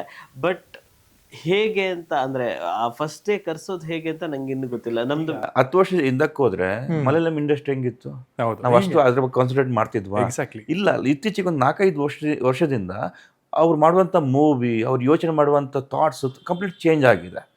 ಈಗ ಹಿಂಗಿದ್ರು ಕೂಡ ಖಂಡಿತವಾಗಿ ಮತ್ತೆ ನಾವು ಎದ್ದು ಬರ್ತೀವಿ, ಕನ್ನಡ ಇಂಡಸ್ಟ್ರಿ ಬಂದೇ ಬರುತ್ತೆ. ನಾವಲ್ಲಂದ್ರೆ ಇನ್ನೂ ತುಂಬ ಒಳ್ಳೊಳ್ಳೆ ಮೂವೀಸ್ ಬಂದೇ ಬರುತ್ತೆ. ಆ ಹೋಪ್ ನಾವು ಇರಲೇಬೇಕಾಗತ್ತೆ.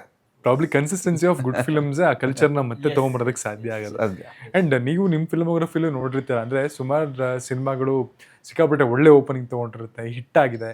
ಕೆಲವೊಂದು ಜನನೇ ಇಲ್ಲದಿರೋ ಥರದ ಪರಿಸ್ಥಿತಿನೂ ಬಂದಿರುತ್ತೆ, ಆ್ಯಾವ್ರೇಜ್ ಆಗೋಗಿರೋದು ನೋಡಿರ್ತಾರೆ. ಈ ಎಲ್ಲ ಗ್ರಾಫನ್ನು ನೋಡಿದಿರ, ನಿಮಗೆ ಈ ಸಿಚುವೇಶನ್ ಏನಂತ ಅನ್ಸುತ್ತೆ ಸರ್? ಈಗ ಆಡಿಯನ್ಸ್ ಸಿಕ್ಕಾಪಟ್ಟೆ ನಾಲೆಜ್, ಮೂವಿ ವೀಕ್ಷಣೆಯಲ್ಲಿ ಸಿಕ್ಕಾಪಟ್ಟೆ ನಾಲೆಜ್ ಪಡ್ಕೊಂಡ್ಬಿಟ್ಟಿದ್ದಾರೆ. ಬಿಫೋರ್ ಕೊರೋನಾ ನಾವು ಏನು ಮಾಡ್ತೀವಿ, ಒಂದು ಟೈಮ್ ಇತ್ತು ನೋಡಿ, ನೀವು ಒಂದು ರಿಮೇಕ್ ಮೂವಿ ನೋಡಕ್ ಆಗ್ತಿರ್ಲಿಲ್ಲ. ಎಷ್ಟೋ ಸಮಯ ಆದ್ಮೇಲೆ ನೀವು CD ತಗೊಬಂದ್ಬಿಟ್ಟು, ಅಲ್ಲ VCA ತಗೊಬಂದು ನೋಡ್ತಿದ್ರಿ. ಆಮೇಲೆ CD ಕನ್ವರ್ಟ್ ಆಯ್ತು. ಆಮೇಲೆ ನಿಮಗೆ ಓಕೆ ಆ ಮೂವಿ ಇಲ್ಲಿಗೆ ಬರುವಂಗಾಯ್ತು, ಇಮಿಡಿಯೇಟ್ ನೋಡ್ತಿದ್ರಿ. ಓಕೆನಾ?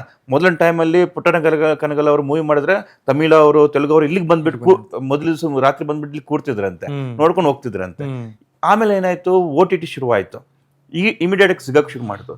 ಬಿಫೋರ್ ಕೊರೋನಾ OTTಗೆ ಅಷ್ಟೊಂದು ಜನ ಅಡಿಕ್ಟ್ ಆಗಿರ್ಲಿಲ್ಲ. ಆಫ್ಟರ್ ಕೊರೋನಾ ಜನ ಎಲ್ಲಾ ತರದ ಮೂವೀಸ್ ನೋಡ್ತಾ ಇದ್ರಿ. ಈಗ ಸ್ಪ್ಯಾನಿಷು, ಅಮೆರಿಕನ್ನು, ಮೆಕ್ಸಿಕನ್ನು, ಏನೇನಿದೆಯೋ ಎಲ್ಲ ನೋಡ್ತಿದ್ದಾರೆ. ನಮ್ಮೂರಿಂದ ಉಡುಪಿಯಿಂದ 18-19 ಕಿಲೋಮೀಟರ್ ನನ್ನ ಊರು ಹಿರೇಡ್ಕದಲ್ಲಿ ವೈಕಿಂಗ್ಸ್ ನೋಡ್ತಿದ್ದಾರೆ, ಮನಿ ಹೈಸ್ಟ್ ನೋಡ್ತಿದ್ದಾರೆ. ಅವನಿಗೆ ಆ ಮೇಕಿಂಗು, ಅವ್ರ ಆ್ಯಕ್ಟಿಂಗು, ಆ ಟೆಕ್ನಾಲಜಿ ಅವನಿಗೆ ಇಷ್ಟ ಆಗ್ತಿದೆ. ಈಗ ನಾನು ಏನೇ ಮಾಡಿ ಹಾಕಿದ್ರು ಅವ್ನು ಕ್ವಶನ್ ಮಾಡ್ತಿದ್ದಾನೆ, ಇದು ಕಮ್ಮಿ ಆಯ್ತು, ಇದು ಕಮ್ಮಿ ಆಯ್ತು, ಇದಕ್ಕಿದು ಸೇರ್ತಾ ಇಲ್ಲ, ಆ ಕ್ಯಾರೆಕ್ಟರ್ ಅಲ್ಲಿ ಕನೆಕ್ಟ್ ಆಗ್ತಿಲ್ಲ, ಹಂಗೆ ಹೋಗ್ಬಿಟ್ಬಿಟ್ರು, ಏನೇನೇನು ಅವನು ಆ ವಿಷಯದಲ್ಲಿ ತುಂಬಾ ಗ್ರಾಜುಯೇಟ್ ಆಗ್ತಿದ್ದಾನೆ.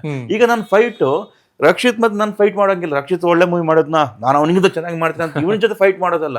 ನಾವೀಗ ವರ್ಲ್ಡ್ ಜೊತೆ ಫೈಟ್ ಮಾಡ್ಬೇಕಾಗಿದೆ, ಕೊರಿಯನ್ ಮೂವೀಸ್ ಜೊತೆ ಫೈಟ್ ಮಾಡಬೇಕಾಗಿದೆ, ನಾವು ಸ್ಪ್ಯಾನಿಷ್ ಮೂವಿ ಜೊತೆ ಫೈಟ್ ಮಾಡಬೇಕಾಗಿದೆ. ಅವ್ರ ಜೊತೆ ಫೈಟ್ ಮಾಡುವಂಥ ಥಾಟ್ನ, ಆ ಮೇಕಿಂಗ್ ಸ್ಟೈಲ್ನ ಎಲ್ಲ ತಗೊಬರ್ಬೇಕಾಗಿದೆ. Yes, absolutely. ಆ್ಯಂಡ್ ನಮ್ಮ ಚಾನಲ್ ಹೆಸರು ಖಡಕ್ ಸಿನಿಮಾ ಅಂತ. ಸೊ ಖಡಕ್ ಮೂಮೆಂಟ್ ಅನ್ನೋದನ್ನ ಪ್ರತಿಯೊಬ್ಬರಿಗೂ ಕೇಳ್ತಾ ಇರ್ತೀನಿ. ಸೊ ಖಡಕ್ ಮೂಮೆಂಟನ್ನು ಹೆಂಗೆ ಡಿಫೈನ್ ಮಾಡ್ತೀನಿ ಅಂದರೆ, ಪ್ರಾಬಬ್ಲಿ ಈಗ ನೀವು 3 ಜನ ಇದ್ದೀರಾ, ನೀವು ನಿರ್ದೇಶಕರಾಗಿ ಆಸ್ಪೈರಿಂಗ್ ಫಿಲಮ್ ಮೇಕರ್ಸ್ಗೆ ಒಂದು ಖಡಕ್ ಮೂಮೆಂಟ್ ನಿಮ್ಮ ಜರ್ನಿನಲ್ಲಿ, ಪ್ರಾಬಬ್ಲಿ ಡೈರೆಕ್ಷನಲ್ ಜರ್ನಿ ಮಾಡಬೇಕು ಅಂತ ಅಂದ್ಕೊಂಡಾಗ ಯಾವುದೋ ಒಂದಲ್ಲಿ ಎಲ್ಲಪ್ಪ ನನ್ನ ಕೈಲಿ ಮಾಡೋಕ್ಕಾಗಲ್ಲ ಅಂತ ಅನ್ಸ್ಬಿಟ್ಟಿರುತ್ತೆ, ಆ್ಯಂಡ್ ಡೌನ್ಫಾಲ್ ಇರುತ್ತೆ. ಬಟ್ ಅದನ್ನೆಲ್ಲ ಮೆಟ್ಟಿ ನಿಂತು ಇವತ್ತಿನ ದಿನ ಒಂದು ಕಂಪ್ಲೀಟ್ ಮಾಡಿದಿರ, ಸಿನಿಮಾನ ರಿಲೀಸ್ ಮಾಡೋದಕ್ಕೆ ರೆಡಿ ಆಗಿದ್ದೀರಾ. ವಾಟ್ ಈಸ್ ಇಟ್ ಖಡಕ್ ಮೂಮೆಂಟ್ ಟು ಯು? ಅದೇ ಥರ ನಿಮ್ಮ ಒಂದು ಇದರಲ್ಲಿ ಈ ಫಿಲಮ್ ನಿಮ್ಮ ಮೊದಲನೇ ಸಿನಿಮಾ ಆಗಿರೋದ್ರಿಂದ ಜಂಗಲ್ ಮಂಗಲ್ ಅಂದ ತಕ್ಷಣ ನಿಮಗೆ ಜ್ಞಾಪಕ ಆಗುವಂತಹ ಮೊದಲನೇ ಖಡಕ್ ಮೂಮೆಂಟು. ಅದೇ ಥರ ಸರ್, ನಿಮಗೆ ಎಷ್ಟೊಂದು ಜನ ಆಸ್ಪೈರಿಂಗ್ ಆ್ಯಕ್ಟರ್ಸ್ ಇರ್ತಾರೆ, ಅಥವಾ NSD ಆ್ಯಂಡ್ ರಂಗಾಯಣದಲ್ಲಿ ಕಲಿತಂತಹ ವಿದ್ಯಾರ್ಥಿಗಳು, ಅಥವಾ ಇನ್ನೂ ತರಬೇತಿ ತೊಗೋತಿರೋರು, ಆ್ಯಕ್ಟಿಂಗ್ ಹೆಂಗೆ ಸ್ಯಾಂಡಲ್ವುಡಲ್ಲಿ ಅಂತ ಹೆದರ್ಕೊಳ್ಳೋರು ಇರ್ತಾರೆ. ಸೊ ಈ ಜರ್ನಿನಲ್ಲಿ ಯಶ್ ಶೆಟ್ಟಿ ಅವ್ರನ್ನವ್ರು ರೂಪಿಸ್ಕೊಳ್ಳೋದಕ್ಕಾಗಿದಂತಹ ಖಡಕ್ ಮೂಮೆಂಟ್ ಯಾವುದು ಅನ್ನೋದನ್ನ ನನಗೆ ಯಾವಾಗ ಅನಿಸಿದಂದರೆ, ನಾನೊಂದು ಲವ್ ಮಾಡಿದೆ, ಲವ್ ಫೇಲ್ ಆಯಿತು, ಹುಡುಗಿ ಮದುವೆ ಆಯಿತು. ಮದುವೆ ಆಗ್ಬೇಕು ನಂಗೆ ಗೊತ್ತಿರಲಿಲ್ಲ, ಮದುವೆ ಆದಮೇಲೆ ಗೊತ್ತಾಯಿತು. ಸೊ ತಡ್ಕೊಳ್ಳೋಕ್ಕಾಗಿಲ್ಲ ಎಮೋಷನ್ನು. ಸೊ ಹೆಂಗಾದ್ರೂ ಮಾಡಿ ಎಷ್ಟೇ ಅಂದರೆ ಹುಡುಗ ಅಂದ್ರೆ ಕೂಡ ಒಂದು ಕಣ್ಣಲ್ಲಿ ನೀರು ಬರುತ್ತೆ. ಸೊ ಅದನ್ನು ತೆಗೆದು ಬಿಸಾಡಬೇಕು ಆ ಕಣ್ಣೀರನ್ನು ಅಂತ ಹೇಳ್ಬಿಟ್ಟು ಥಿಯೇಟರ್ಗೆ ಹೋದೆ ಒಂದು ಮೂವಿ ನೋಡೋಕ್ಕೆ. ಕೈದಿ ಮೂವಿ ಹೋಗಿ ಕೂತಿದ್ದೀನಿ, ಬೇಜಾರಲ್ಲೇ ಕೂತಿದ್ದೀನಿ. ಮೂವಿ ಶುರು ಆಯಿತು. ಮೂವಿ ಎಂಡ್ ಆಗಬೇಕಾದ್ರೆ ನನಗೆ ಹುಡುಗಿ ನೆನಪಿಲ್ಲ, ಯಾರೂ ನೆನಪಿಲ್ಲ. ಸೊ ಆ ಮೂವಿ ಒಳಗೆ ನಾನು ಇಳಿದು ಬಿಟ್ಟಿದ್ದೆ. ಆ್ಯಕ್ಟಿಂಗ್ ಆಗಿರ್ಬೋದು, ಮೇಕಿಂಗ್ ಸ್ಟೈಲ್ ಆಗಿರ್ಬೋದು, ಡೈರೆಕ್ಷನ್ ಆಗಿ ನಾನು ಇಳಿದು ಬಿಟ್ಟಿದ್ದೆ. ಆವಾಗ ನಂಗೊಂದು ಅರ್ಥ ಆಯಿತು ಮೂವಿಗಿರುವ ಪವರ್ ಏನು ಅಂತ ಹೇಳ್ಬಿಟ್ಟು. ಆವಾಗ ನಂಗೆ ಅರ್ಥ ಆಯಿತು, ಈ ಇಡೀ ಪ್ರಪಂಚ ಯಾಕೆ ಮೂವಿನ ಇಷ್ಟಪಡುತ್ತೆ, ಆ 2.5 ಗಂಟೆನ ಯಾಕೆ ಇಷ್ಟಪಡುತ್ತೆ, ಅವರೆಲ್ಲ ಸಮಸ್ಯೆಗಳನ್ನು, ಅವರೆಲ್ಲ ಪ್ರಾಬ್ಲಮ್ಸನ್ನು ಆ ಮೂವಿ ಮರೆಸ್ಬಿಡುತ್ತೆ, ಒಂದು ರಿಫ್ರೆಶ್ ಆಗಿಬಿಡುತ್ತೆ. ಆವಾಗ ನಂಗೆ ಅನಿಸ್ತು ನಾ ಬಂದಿದ್ದು ಇದಕ್ಕೆ ಅಂತ ಹೇಳ್ಬಿಟ್ಟು. ದಿಸ್ ಇಸ್ ಮೈ ಖಡಕ್ ಮೂಮೆಂಟ್. ಸೊ ಆ ಎಲ್ಲ ಖಡಕ್ ಮೂಮೆಂಟ್ಗಳನ್ನು ಪಾಸಾಗಿ ಬಂದಿರೋದಕ್ಕೆ ಇವತ್ತು ಈ ಜಾಗದಲ್ಲಿದ್ದೀರಾ. ಇದು ಇನ್ನೊಂದು ಜನಕ್ಕೆ ಇನ್ಸ್ಪೈರ್ ಮಾಡಲಿ. ಆ್ಯಂಡ್ ಸಿನಿಮಾ ಕೂಡ ಅತಿ ಶೀಘ್ರದಲ್ಲಿ ರಿಲೀಸ್ ಆಗ್ತದೆ. ಅದ್ರ ಬಗ್ಗೆ ಕೊನೆಯದಾಗಿ ನಮ್ಮ ಆಡಿಯನ್ಸ್ಗೆ ಏನಾದ್ರು ಹೇಳೋದಾದರೆ, jungle Mangal, it's your time. ಎಲ್ಲರಿಗೂ ನಮಸ್ಕಾರ. ನಮ್ಮ ಜಂಗಲ್ ಮಂಗಲ್ ಮೂವಿ ನೋಡೋಕ್ಕೆ ಬಂದಾಗ ನಿಮಗೆ ಒಂದು ಅದ್ಭುತವಾದಂತಹ ಒಂದು ಮಟ್ಪಾಡಿ ಅನ್ನೋವಂಥ ಊರನ್ನ ನೀವು ನೋಡ್ತೀರಾ, ಅಲ್ಲಿನ ಮುಗ್ಧ ಜನರನ್ನು ನೋಡ್ತೀರಾ. ಆಮೇಲೆ ನಾವೆಲ್ಲ ಆ್ಯಕ್ಟಿಂಗ್ ಮಾಡಿದ್ದೀವಿ. ದಿವ್ಯಾ ಅನ್ನುವಂಥ ಒಂದು ಅಂಗನವಾಡಿ ಟೀಚರ್ ಕ್ಯಾರೆಕ್ಟರ್ ನಿಮಗೆ ತುಂಬಾ ಇಷ್ಟ ಆಗುತ್ತೆ. ಹಾಗೆ ಪ್ರವೀಣ ಇಷ್ಟ ಆಗ್ತಾನೆ ನಿಮಗೆ, ಹಂಗೆ ಬಾಬು ಇಷ್ಟ ಆಗ್ತಾನೆ ನಿಮಗೆ, ಎಲ್ಲರಿರುವಂಥ ಪ್ರತಿಯೊಂದು ಕ್ಯಾರೆಕ್ಟರ್ ನಿಮ್ಗೆ ಇಷ್ಟ ಆಗ್ತವೆ. 1.25 ಗಂಟೆ ನೀವು ಒಂದು ಒಳ್ಳೆ ಥ್ರಿಲ್ ಆಗಿರುವಂಥ, ಒಂದು ಸಸ್ಪೆನ್ಸ್ ಆಗಿರುವಂಥ ಒಂದು ಒಳ್ಳೆ ಥ್ರಿಲ್ಲನ್ನು ನೀವು ತಗೋತೀರಾ. ಹಾಗಾಗಿ ಯಾರು ಮಿಸ್ ಮಾಡಬೇಡಿ. ಇದೇ ಜುಲೈ 4ಕ್ಕೆ ನಮ್ಮ ಮೂವಿ ಜಂಗಲ್ ಮಂಗಲ್ ರಿಲೀಸ್ ಆಗ್ತಿದೆ. ನಿಮ್ಮ ಹತ್ತಿರದ ಮಾಲ್ಗಳಲ್ಲಿ ಮೂವಿ ಬರ್ತಾ ಇದೆ. ಎಲ್ಲರೂ ನೋಡಿ, ನಮ್ಮನ್ನೆಲ್ಲ ಪ್ರೋತ್ಸಾಹಿಸಿ. Yes, is Jungle Mangal cinema July 4ಕ್ಕೆ ಚಿತ್ರಮಂದಿರಕ್ಕೆ ಬರ್ತಿದೆ. ಆ್ಯಂಡ್ ನಿಮಗೆ ಎಲ್ಲೂ ಏನೋ ಓವರ್ ಬಿಲ್ಡಪ್ಸ್ ಇಲ್ಲದೆ, ಯಾವುದೇ ಥರದ ಓಕೆ ಇದು ಸಾಧ್ಯ ಇಲ್ವಲ್ಲ ಅನ್ನೋ ಥರದ್ದು ಯಾವುದು ಸೀನ್ ಇಲ್ಲ. ಇದು ನೋಡುವಾಗ ನಮ್ಮದೇ ಏನೋ ಕತೆ ಅನ್ನೋ ಥರ ಫೀಲ್ ಆಗುತ್ತೆ. And it is very close to realistic ಅಂತಲೇ ಹೇಳ್ಬೋದು. ನಿಜ ಜೀವನಕ್ಕೆ ಹತ್ರವಾದಂಥ ಒಂದು ಕತೆ ಅಂತಲೇ ಹೇಳ್ಬೋದು. ಆ್ಯಂಡ್ ಇವ್ರು ಹೇಳ್ದಾಗೆ ದಿವ್ಯಾ ಪ್ರವೀಣ ಏನು ಮಾಡ್ತಾರೆ, ಆ್ಯಂಡ್ ನಿಮಗೂ ಒಂದು boy friend girl friend zone ಅಂತ ಇರುತ್ತಲ್ಲ, ಸೊ ಅದೆಲ್ಲ ಒಂದಿಷ್ಟು ಫ್ಯಾಕ್ಟರ್ಗಳು ಮಜಾ ಇದೆ. ಆ್ಯಂಡ್ ಅವರು ಕಾನ್ವರ್ಸೇಷನ್, ಇವಾಗ ನಾವು ಒಂದು ಕ್ಯೂಟಾಗಿ ಮಾತಾಡ್ತೀವಿ, ಒಂದು ಕಾನ್ವರ್ಸೇಷನ್ ಇರುತ್ತಲ್ಲ, ಅದೆಲ್ಲೂ ತುಂಬ ಮಜಾ ಇದೆ. ಖಂಡಿತವಾಗ್ಲೂ ನೀವು ಮಜಾ ಮಾಡ್ತೀರಾ. ಆ್ಯಂಡ್ ಜೊತೆಗೆ ನೇಚರ್ ಬೇರೆ. ಆ್ಯಂಡ್ ಇತ್ತೀಚಿನ ದಿನಗಳಲ್ಲಿ ನಾವು ನೋಡ್ತಿರ್ತೀವಿ ರೀಲ್ಸಲ್ಲೆಲ್ಲ ಫುಲ್ ನೇಚರ್ದೆಲ್ಲ ರೀಲ್ಸ್ ಮಾಡಿ ಹಾಕ್ತಿರ್ತೀರ. ಸೊ ನಿಮಗೆ ಬ್ಯೂಟಿಫುಲ್ ನೇಚರ್ನ ನಾವು ಇದ್ರ ಜೊತೆಗೆ ಒಂದು ಕ್ಯೂಟ್ ಲವ್ ಸ್ಟೋರಿ ಜೊತೆಗೆ ಕೂಡ ತೋರಿಸ್ತಾ ಇದ್ದೀವಿ. ಜೊತೆಗೆ ಸಸ್ಪೆನ್ಸ್ ಕೂಡ ಇದೆ. ಅದೇನಂತ ನೀವು ಥಿಯೇಟ್ರಿಗೆ ಬಂದು ನೋಡಬೇಕು ಜುಲೈ 4ಕ್ಕೆ. ಸೊ ನಮ್ಮ ಕರ್ನಾಟಕದ ಸಹ್ಯಾದ್ರಿ ಶ್ರೇಣಿಯಿಂದ ವೆಸ್ಟರ್ನ್ ಘಾಟ್ಸ್ ತಪ್ಪಲಲ್ಲಿರುವಂಥ ಒಂದು ಸುಂದರ ಊರಲ್ಲಿ ನೀವೇ ಒಂದು 1.25 ಗಂಟೆ ನೀವೇ ಅಲ್ಲಿರುವಂಥ, ಅಲ್ಲಿ ಆ ಊರವ್ರ ಜೊತೆ ನೀವು ಒಂದು 1.25 ಗಂಟೆ ಬದುಕುವಂಥ ಒಂದು ಅನುಭವವನ್ನು ಕಟ್ಕೊಡೋಕ್ಕೆ ನಾನು ಇಡೀ ತಂಡ ಶಕ್ತಿ ಮೀರಿ ಪ್ರಯತ್ನಿಸಿದೆ. ಸೊ ಜುಲೈ 4ಕ್ಕೆ ನೀವು ಆ ಅನುಭವವನ್ನು ಅನುಭವಿಸಿ, ನಿಮ್ಗೆ ಖುಷಿ ಆಗುತ್ತೆ ಅಂತ ಹೇಳಕ್ಕೆ ಇಷ್ಟಪಡ್ತೀನಿ.